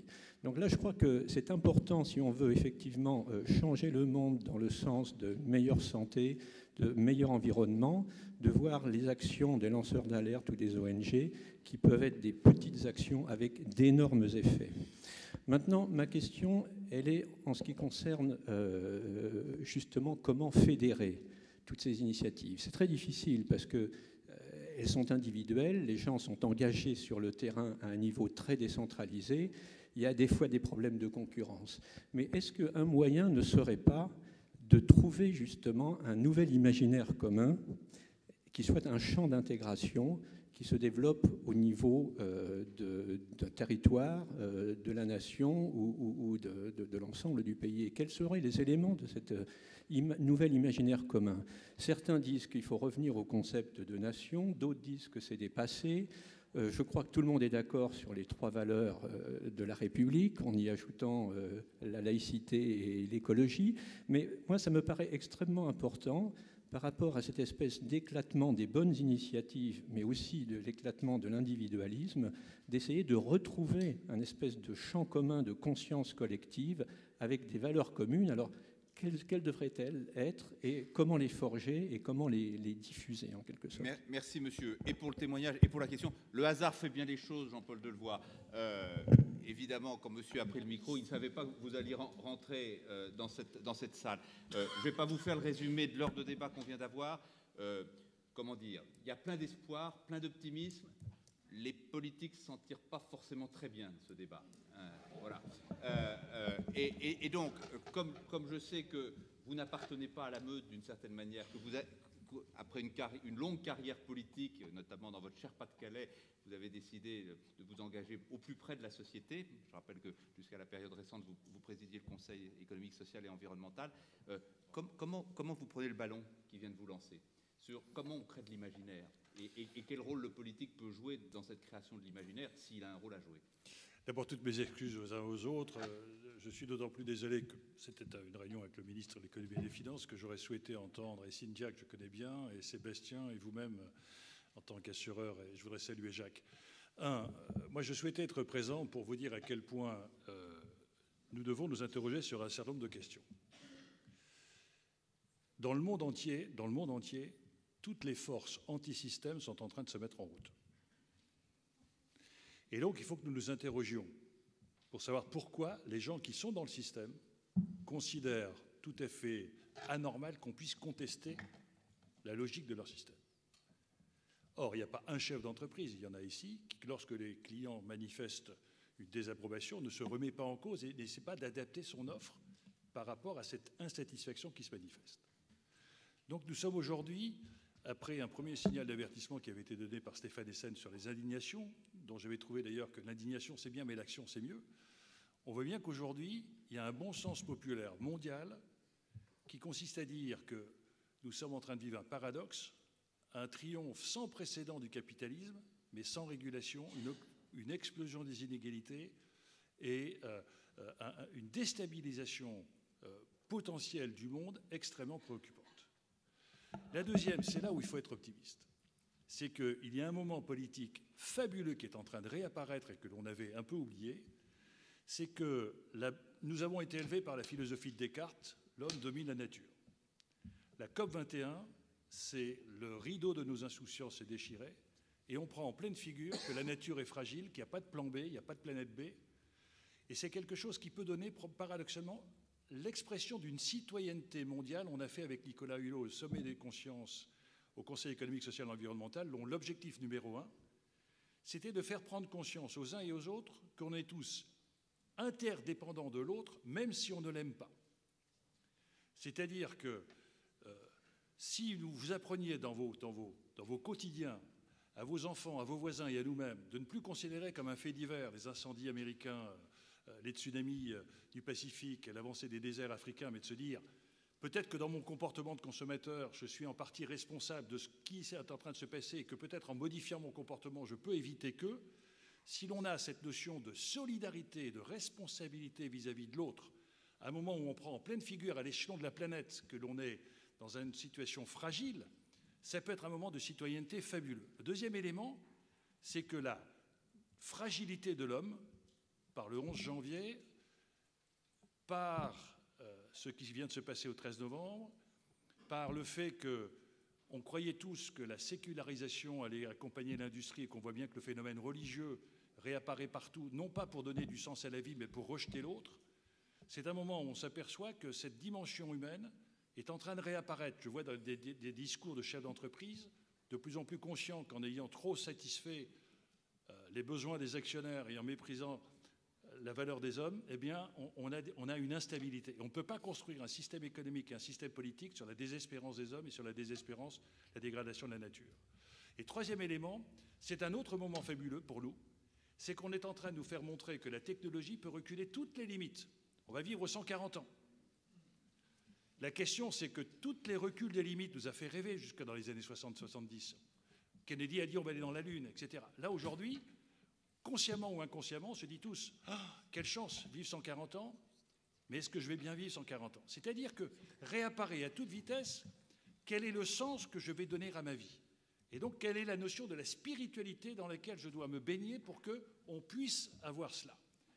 Et ce qui est assez fascinant, c'est que la mondialisation a fait exploser les frontières, c'est-à-dire qu'il n'y a plus personne ne maîtrise la circulation des capitaux, des idées, des hommes et des marchandises, et qu'à l'évidence, cette disparition des frontières renforce le besoin de proximité et le besoin d'affectivité. L'homme a un absolument besoin de croire à quelque chose. Or, aujourd'hui, il ne croit plus au système politique, parce que le système politique est devenu gestionnaire d'un pouvoir capitalistique. Or, la différence entre un gestionnaire et un manager, c'est que le gestionnaire, il règle un problème, le leader, il donne envie. Or, aujourd'hui, on a beaucoup de gestionnaires, on n'a pas de leader. Donc, on n'a plus d'envie. Si on n'a pas la gourmandise du futur, si on n'a pas la gourmandise de l'autre, si on n'a pas la gourmandise de faire ensemble, on va se taper dessus. Et donc, je trouve ça assez fascinant, et je termine là-dessus, ne sous-estimez jamais la capacité d'un homme ou d'une femme de changer le cours de l'histoire. Mandela, Rosa Parks, De Gaulle, partout. Et donc, ne croyez pas non plus que, l'innovation, l'économie de l'innovation dans laquelle on est rentré, c'est l'économie de la rébellion. Pas pour contester. Le rebelle, c'est celui qui décale. L'innovateur, c'est celui qui est seul. Parce que l'innovation qui réussit, c'est une désobéissance qui réussit. Si on est dans le conformisme et l'uniformité, on va tous être comme sur le Titanic, demander à ce que le chef d'orchestre ne fasse pas de fausses notes et on va tous se casser la gueule. Si on écoute au contraire des rebelles qui nous disent « Ah, est-ce qu'on ne pourrait pas monter dans la cabine pour changer un peu le virage ?» Donc, soyez des rebelles, mais des rebelles positifs. Et donc, je trouve ça fascinant que la France, qui est un pays de rébellion, n'accepte pas le rebelle parce que c'est quelqu'un qui embête le système. Eh bien, je trouve qu'il faut qu'on retrouve le sens de l'impertinence, le sens de l'engagement, le sens de la motivation. Et avec le numérique, n'oubliez jamais cette phrase magnifique, c'est quand on donne au peuple les moyens d'être intelligent, il est intelligent. Or, le niveau central stérilise, le niveau local fertilise. Vive la fertilité. Merci Jean-Paul.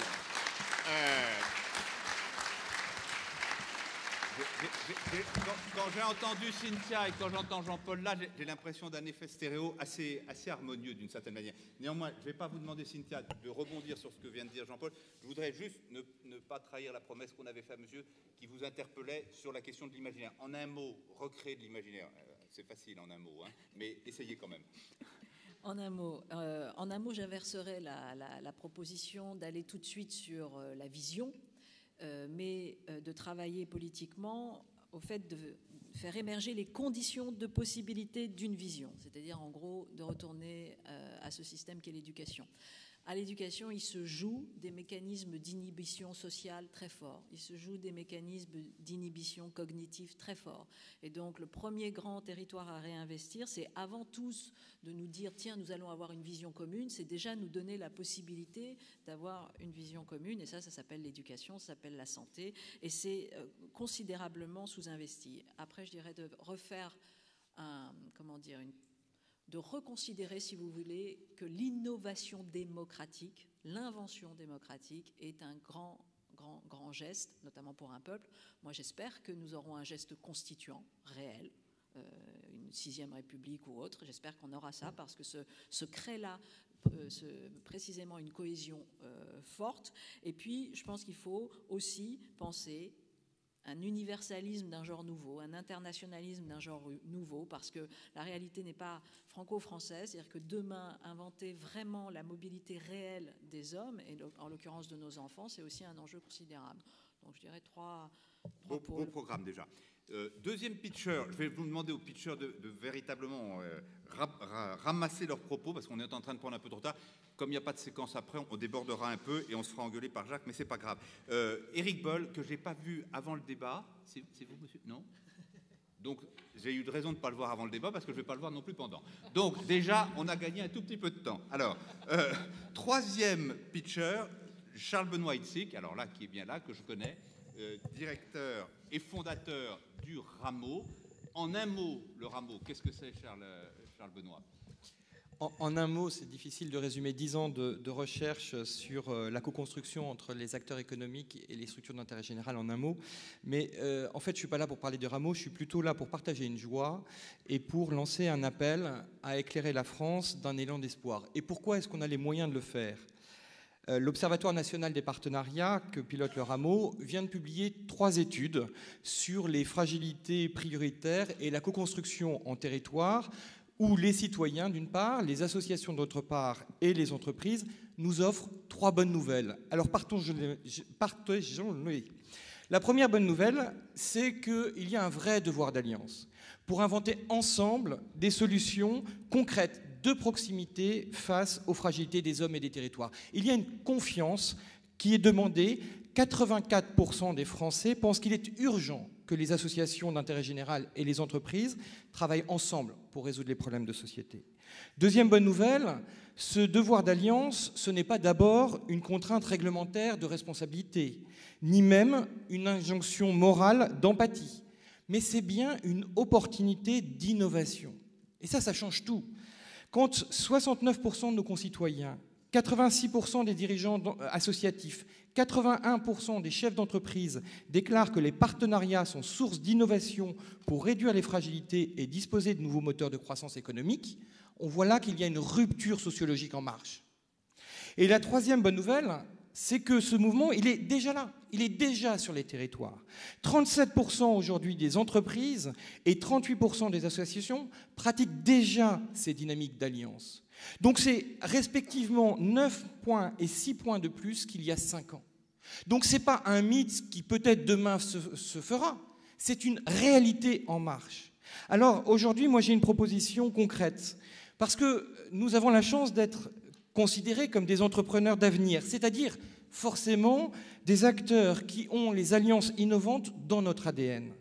Alors nous devons sans doute nous faire les témoins que nous pouvons avoir confiance dans notre capacité collective à inventer des réponses vraiment concrètes face aux défis économiques, sociaux, environnementaux et sociétaux. Ce témoignage, fort de nos expériences, peut être à la fois un véritable élan d'espoir pour ce monde qui en a tant besoin, mais aussi une arme efficace contre l'obscurantisme et la barbarie. Nous avons donc juste à témoigner ensemble que l'avenir est porteur d'espoir. Faisons-le. Merci beaucoup, Charles Benoît. Juste une information pour que ça intéresserait d'avoir l'étude complète. Elle est accessible sur un site. Alors, elle est accessible sur le site du Rameau, comme ça vous pourrez découvrir... Le rameau.fr. Le rameau.fr. Le Rameau en un seul mot, hein, sans point. Allez, une question, une intervention. Madame, au l'avant-dernier rang, nous vous écoutons.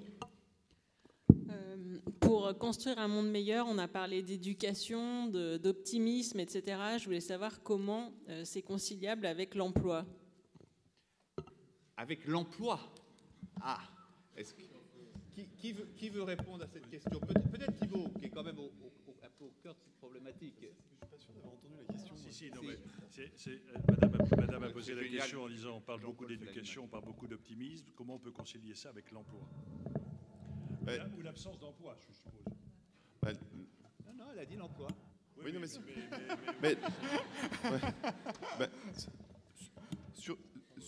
sur l'emploi, alors d'abord, on pourrait aussi se poser la question de savoir ce que c'est l'emploi. Enfin, je pense que déjà, ce qui est important, c'est que chacun puisse participer à l'échange social, économique, prendre sa part, comme dirait le fondateur des Colibris, Pierre Rabhi. Ce qui est terrible, c'est qu'on ne donne pas la possibilité à chacun de pouvoir prendre sa part, de pouvoir apporter une contribution, etc. Et c'est là où le travail, c'est un élément assez déterminant, mais le travail au sens large, l'engagement, la contribution, ça c'est important que tout le monde puisse contribuer à cette vision que Benoît Benoît vient de partager. Si on a envie d'être optimiste, il faut que tout le monde puisse l'être et puisse participer à ce changement-là. Alors ensuite, après, la transition écologique, je pense que c'est un défi aussi qui permet de créer énormément d'emplois. Enfin, je veux dire, moi, je vois tous les jours des start-up, des nouveaux projets qui sont extrêmement générateurs d'emplois. Dans l'entrepreneuriat social, par exemple, la question de la gestion des déchets, avant on les enfouissait, avant on les brûlait, ça polluait les sols et ça polluait la planète. Il y a des entrepreneurs sociaux, des entrepreneurs d'insertion qui se sont dit, tiens, moi ma préoccupation c'est de faire travailler des gens. Et donc, qu'est-ce que je pourrais... finalement, ces déchets, ça pourrait être une valeur, ça pourrait devenir une matière. Et donc, c'est comme ça que s'est inventé la valorisation des déchets. Maintenant, ça se décline sur tous les types de déchets.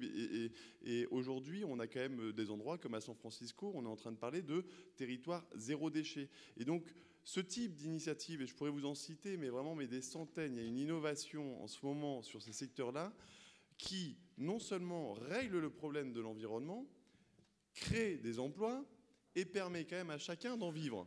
Après, derrière, il y en a le partage des richesses. Après, derrière, on pourra toujours discuter de s'il est bien fait ou pas. Mais donc, ça, c'est un terrain de jeu immense pour tous les entrepreneurs, pour toutes les entreprises et puis pour la société tout entière, de se dire, pour avoir une vision collective, on est au service des générations futures, mais l'écologie, l'emploi et la place de chacun là-dedans, c'est quelque chose qui est complètement possible et concret au quotidien. Madame, bonjour. Une remarque ou une Oui, question? je voulais juste répondre aussi à madame, parce que voilà, je suis chef d'entreprise TPE sur Nantes.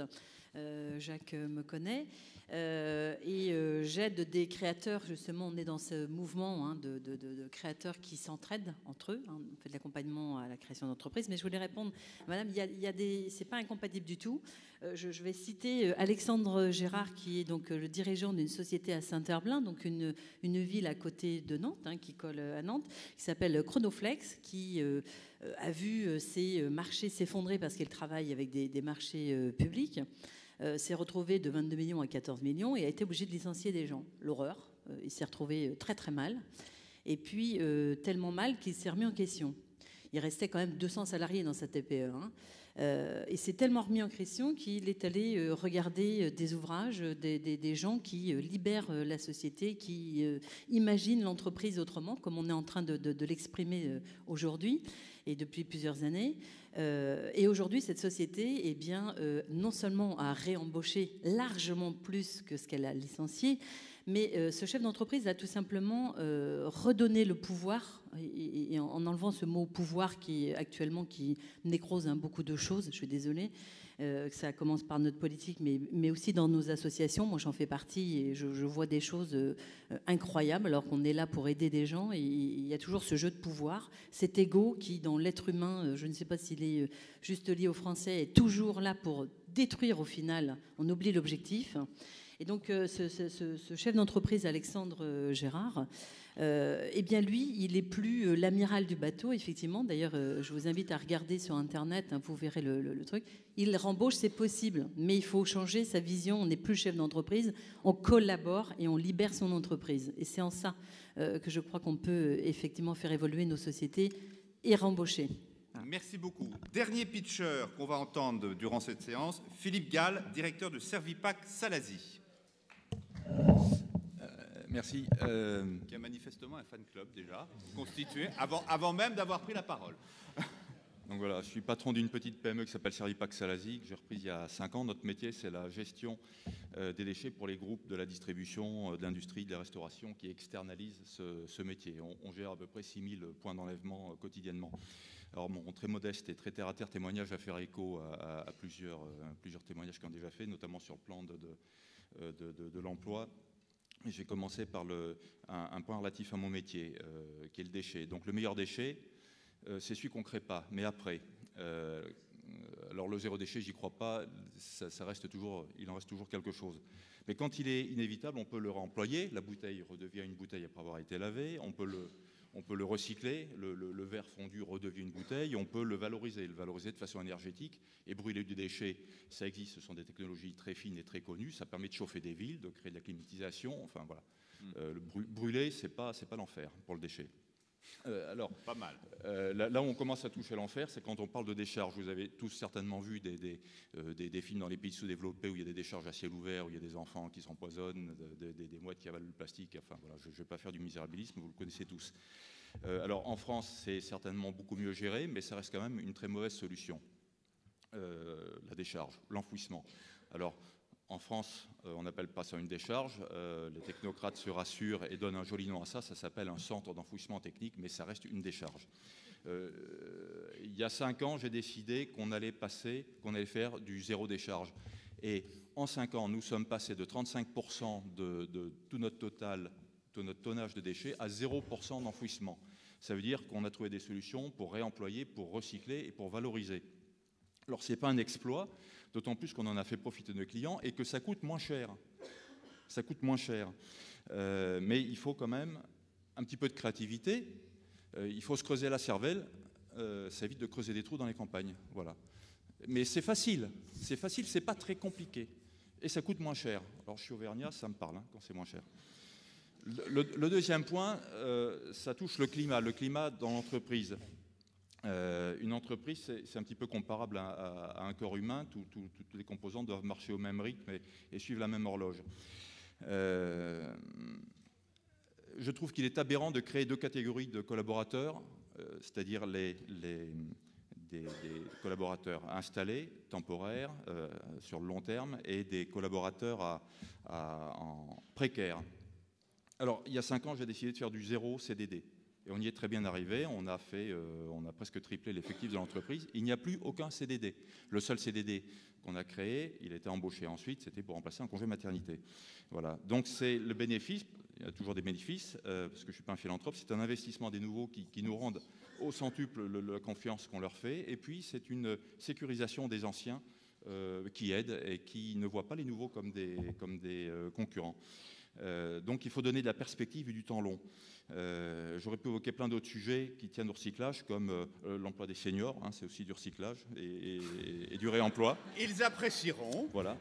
Non, mais c'est vrai, j'ai engagé une personne de 62 ans. Oh là là, voilà. quelle audace. Et il est très content. Dernier clin d'œil pour finir, parce que le temps est compté. Je viens de lire, il y a un bouquin d'un chef d'État qui vient de sortir. Au chapitre 1er, la première partie et au premier paragraphe de ce petit bouquin, je vous donnerai l'auteur après, c'est pollution, ordures et culture du déchet. Alors ce chef d'État, c'est le pape François, et son bouquin, c'est Laudato Si. Je ne vais pas faire, je ne suis pas en train de monter en chair, mais il y a pas mal de choses assez positives dans ce livre que au moins vous pourriez consulter. Alors là, j'en tire une fierté, un espoir, parce que je suis content d'être encouragé par le Vatican, et puis l'espoir, c'est que si je réussis mon entreprise, j'irai peut-être au paradis, si c'est le cas. Je vous envoie un SMS et bravo. Je vous tiens informé. Voilà. Bien, je vous propose une dernière question, et ensuite je demanderai à nos invités de conclure ce débat. Alors ça va être difficile de choisir, c'est arbitraire. Allez, madame, je vous en prie. Oui, merci pour ce débat très, très stimulant. Je voudrais juste poser une question, peut-être qui peut faire conclusion, effectivement. Ça me rendrait service, à vrai dire. Non, mais on est vraiment dans du contradictoire. Moi, je suis frappée par l'immersion dans laquelle on met la jeunesse aujourd'hui, qui est vraiment l'injonction paradoxale permanente. On ne peut pas faire plus destructeur possible. On dit des choses, on ne les fait pas. Et tout ce qu'on a entendu, et ce qu'on entend de la COP depuis des années, hein, c'est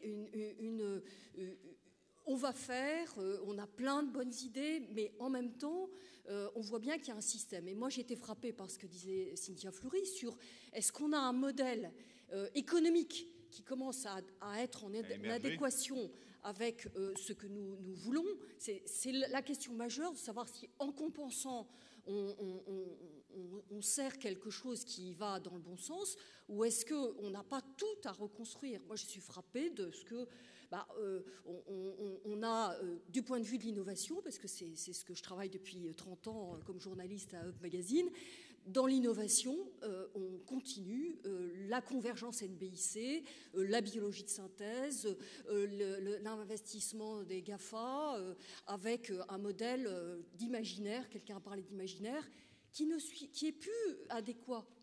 Cette performance individuelle qui ne va pas du tout avec l'idée de la capacitation par l'écosystème que nous met en avant la nature. Donc, est-ce qu'on n'a pas à aller plus profond dans nos conversions? Est-ce que l'un de vous quatre veut répondre brièvement avant la conclusion finale du débat? Allez, Cynthia, comme c'est Jean-Paul qui conclura le débat, on vous donne la parole à vous. C'est-à-dire que le brièvement est inadapté à la réponse de cette question. Beaucoup de questions que nous avons soulevées. Oui, mais notamment celle-ci. Sur le fait que, non, il existe des insularités, des espèces d'insularité économique qui pensent à notre type de fonctionnement. En revanche, la montée en généralité de ces différentes petites économies locales qui sont davantage régulées, non, c'est une de nos questions considérables à mettre en place. Voilà, c'est-à-dire comment on réinvente fondamentalement un modèle de développement qui ne s'ajuste pas sur le dos des autres. Bon.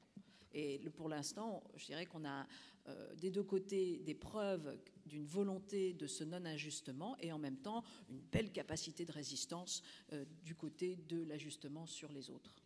Voilà. Bien, merci Cynthia. Alors, le moment est venu de conclure. Je vais donner la parole à nos 5 invités à tour de rôle pour une conclusion très brève.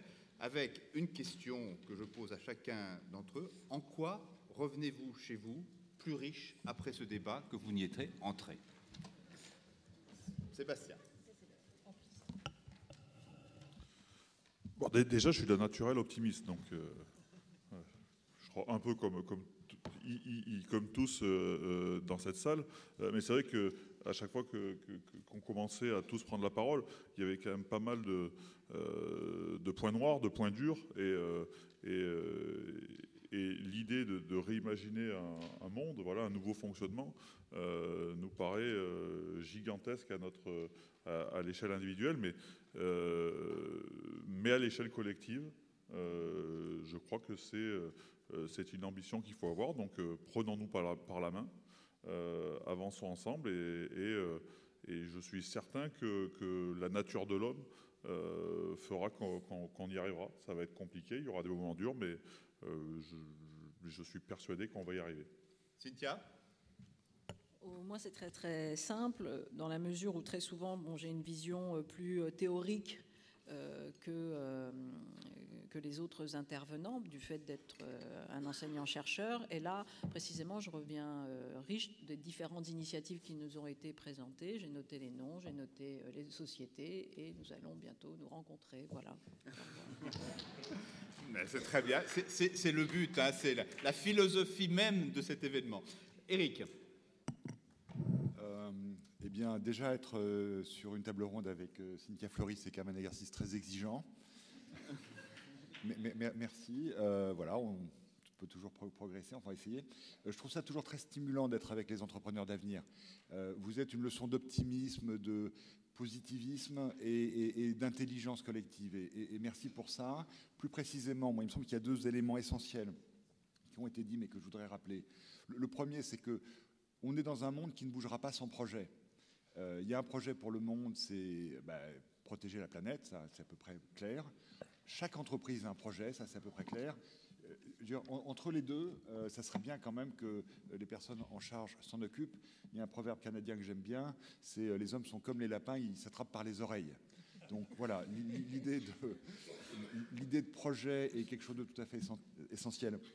Et puis, autre idée qui a été évoquée, ce qui caractérise l'époque actuelle, c'est que l'intelligence est extrêmement partagée. Le talent est partagé. Et donc, on ne réussira que si, quelle que soit la structure sociale dans laquelle nous sommes, nous libérons la parole et nous permettons à chacun de participer et de s'engager. Ce qui est extrêmement exigeant, notamment, je le reconnais, dans les très grandes entreprises, mais qui est la seule solution qui va nous permettre de progresser dans la voie d'un progrès mieux partagé. Merci. Merci Eric. Thibault? Bon, moi j'aurais appris une méthode, parce que j'ai un projet, j'ai une nouvelle entreprise pour favoriser l'intégration des talents abandonnés de la République, et j'ai besoin de Generali pour ça, donc je vais lui attraper l'oreille jusqu'à ce que ça fasse partenariat association-entreprise. Sinon, voilà, moi ce que je retiens, c'est qu'aussi tout ça c'est... je veux dire, c'est moléculaire, pour redire cette belle phrase qu'on entend souvent de Gandhi, soyons le changement que nous voulons voir dans le monde. Je pense que ce qui est important, c'est d'abord de commencer par soi-même et puis par autour de soi. J'ai entendu encore des belles leçons d'humilité, d'empathie. Je pense que c'est quelque chose qu'il faut vraiment cultiver, ça s'éduque. De cohérence aussi, parce qu'on est tous co-responsables, parce qu'on est tous actionnaires, salariés, consommateurs, enfin on est multiformes, et donc c'est facile de renvoyer à la responsabilité de tel ou tel. C'est toujours plus facile de se changer soi-même que de demander aux autres de s'améliorer. Et puis cette cohérence, et puis la dernière chose, c'est le courage, c'est l'audace, et ça c'est à chaque fois quand on vient aux entrepreneurs d'avenir, voilà, il y a des idées, il y a de l'innovation, il y a du courage, il y a de l'audace. Comme on disait, pour changer le monde, il faut évidemment y aller tous ensemble. Voilà, on va plus loin tous ensemble. Et puis, il faut pas avoir peur, quoi. Voilà, même si ça paraît impossible, c'est comme ça qu'on va y arriver ensemble. Bien, Jean-Paul, vous n'avez pas assisté à l'intégralité du débat, donc vous avez un sujet libre pour conclure. C'est la faveur que je vous accorde. Gilles, j'ai bien fait de venir, c'est la première fois que je vous vois généreux en public, et ça me fait plaisir. Non, mais ça c'est pour le challenger un peu. D'abord, je voudrais vous remercier les uns et les autres pour votre message. 2, entrepreneurs d'avenir, On ne peut pas être entrepreneur s'il n'y a pas d'avenir. Parce qu'entreprendre, c'est forcément imaginer le futur et se mettre en cause. Moi, je trouve assez fascinant ce qui vient d'être dit par les uns et par les autres. Pourquoi? Parce qu'on est dans un moment de bascule qui est extrêmement intéressant. Nous sommes en train de basculer dans une société où la richesse n'est plus celle du sol et du sous-sol, mais celle du capital humain. Au point d'ailleurs que sur le plan des entreprises, on parle des valeurs immatérielles. Et ça veut dire quoi? Ça veut dire qu'en réalité, madame, et je reprends votre question, parce que sur l'emploi, est-ce qu'il y aura une société avec de l'emploi pour tous? Je n'en sais rien. Parce que, est-ce que demain, on ne connaît pas les scénarios. Et ça veut dire que c'est assez fascinant, notamment pour la France, parce que la France a quelques pathologies. Nous sommes un peuple d'ingénieurs qui veut mettre en équation le quotidien, qui veut le projeter en disant voilà l'avenir. Or, si nous sommes en métamorphose, ce qui est en train de se passer, l'avenir, ce n'est pas la projection du présent, c'est la contestation du présent. Et donc, ça perturbe complètement les décideurs qui ont besoin de visibilité. Or, il n'y aura plus de visibilité, mais on a besoin de vision. Et c'est quelque chose d'assez fascinant, parce qu'on est aujourd'hui dans un moment où, en absence de vision, on est en train de surconsommer le quotidien, de surréagir et de vivre avec des gestions d'émotions et non pas la construction de convictions. Et donc, il y a des chocs de temporalité. Le deuxième élément, ce qui est assez fascinant, c'est que la France est un des rares pays au monde à souffrir de la jouissance du pouvoir plutôt que de l'exercice du pouvoir. On adore, mais non, mais tous les uns les autres. Hein. Si vous êtes président d'association, vous adorez qu'on vous appelle président. On a besoin des attributs du pouvoir. C'est une pathologie assez française. Si vous êtes dans le monde américain, dans le monde anglo-saxon, les types, ils sont là, je fais mon job. En France, c'est je suis président. Et donc, forcément, avec en plus le culte de la supériorité pour faire sentir à l'inférieur le poids de son infériorité. Et c'est quelque chose qui est assez fascinant parce que si on ne révise pas cette pathologie, l'économie d'aujourd'hui est une économie horizontale et de connexion et non pas une économie de domination.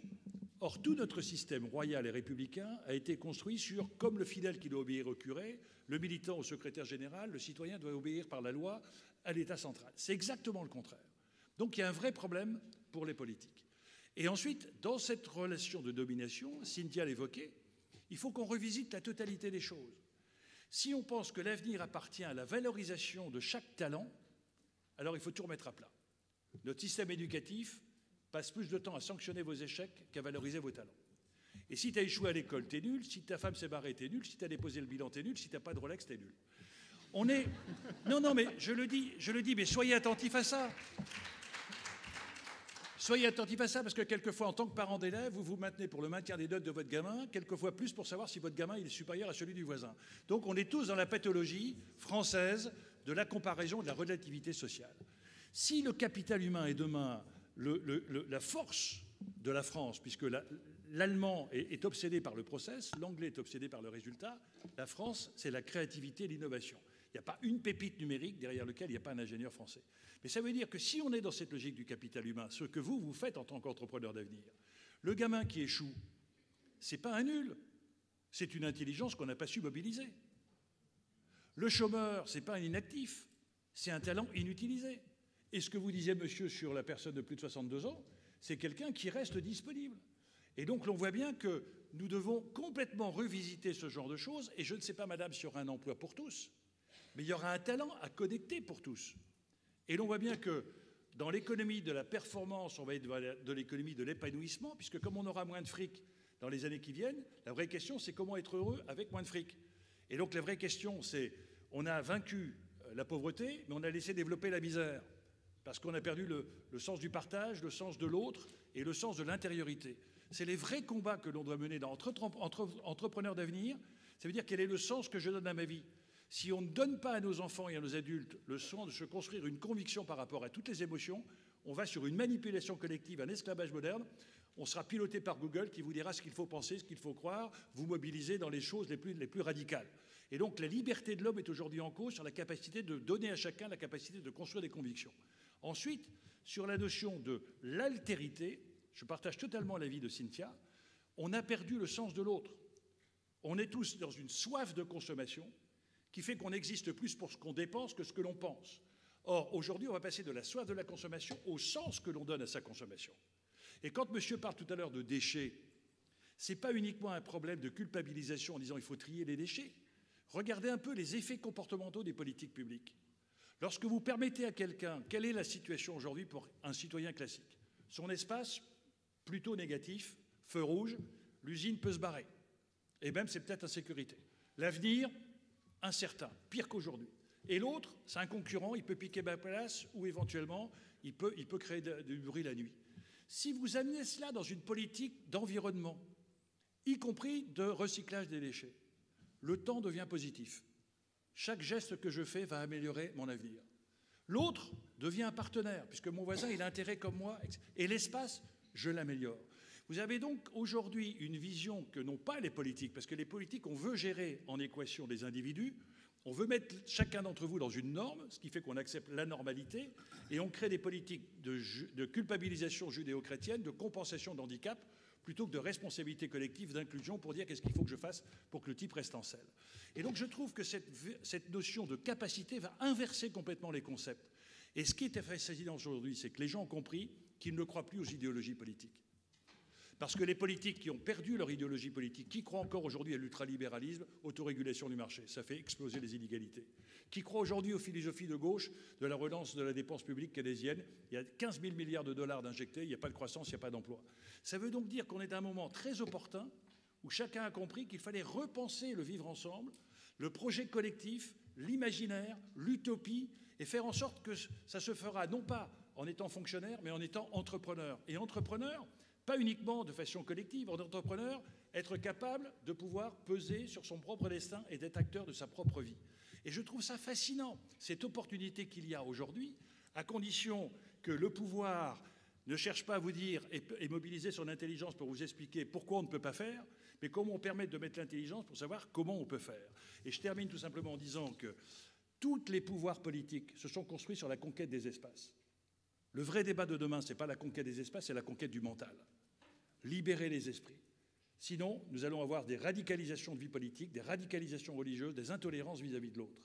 Et donc cette conquête du mental est importante. Google, quand je lui posais la question en disant « Mais pourquoi vous investissez dans une bagnole sans chauffeur ?» Ils m'ont dit « Mais on s'en fout de la bagnole sans chauffeur.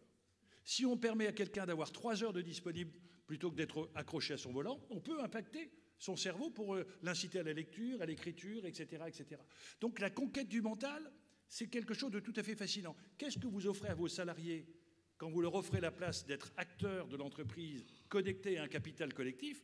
C'est de pouvoir participer à une communauté de destin et non pas une communauté de conflit. Et je crois qu'il y a donc des choses qui sont en train de se mettre en place sur les territoires, où on va passer de l'économie de la performance à l'économie de l'épanouissement, de l'économie de l'acquisition à l'économie du partage, de l'économie du lien à l'économie du bien. Et je trouve ça fascinant, ce qui est en train de se faire, parce que dites-vous bien que si les nations se soudent par les souffrances, comme pendant la guerre, ou aujourd'hui autour du président de la République par les attentats, elles se déchirent par les souffrances du quotidien. Et ce que nous avons oublié, c'est que notre système économique hyper capitalistique, hyper performant, est en train de créer des gens, non pas désespérés, mais des gens humiliés. Quand on a Bac+7, qu'on est payé au SMIC, quand on est viré à 40 ans sans alternative, on n'est pas malheureux, on est humilié. Or, quand vous mettez l'humiliation dans le cœur d'un homme, vous créez une violence de destruction, soit de lui-même, soit du système. Donc aujourd'hui, on a un problème de survie collective, en remobilisant les gens sur la capacité qu'ils ont de croire en eux-mêmes, c'est le vrai débat, l'estime d'eux-mêmes, et que par entrepreneur d'avenir, c'est d'offrir un espace collectif dans lequel chacun peut s'épanouir à une réussite collective. Et je terminerai simplement là-dessus. On voit bien que dans les entreprises, quand aujourd'hui on pose la question aux salariés, qu'est-ce qui est important? Le salaire vient en second par rapport au sens que l'on donne à sa vie. Donc formidable sagesse des citoyens, formidable sagesse où on retrouve enfin le sens de ce qui fait collectif, c'est comment permettre à chacun autour de soi, autour de nous, de pouvoir être heureux tout simplement en partageant. Et donc si déjà, par des petits réflexes, et je termine sur cette conférence TED, un jeune fils de journaliste s'était mis à la sortie d'un métro parisien avec une pancarte en disant « Vous êtes formidable ». Les types l'ont regardé, l'ont pris pour un fou, les femmes croyaient qu'il draguait, etc. Puis après, ils se sont arrêtés. Puis la personne disait « Mais madame, vous êtes très belle. Monsieur, vous êtes formidable. Votre bouc vous va bien. » Et puis, il s'est créé un petit truc. Et ça s'est fait, et uniquement en parlant et en faisant croire aux gens qu'ils étaient formidables, eh bien, ils ont fini par trouver des idées. Eh bien, n'oubliez jamais cette phrase de Céline, il n'a plus assez de musique dans son cœur pour faire danser sa vie. Soyez tous des musiciens pour permettre à chacun d'avoir un peu de musique dans son cœur. Bravo. Bien.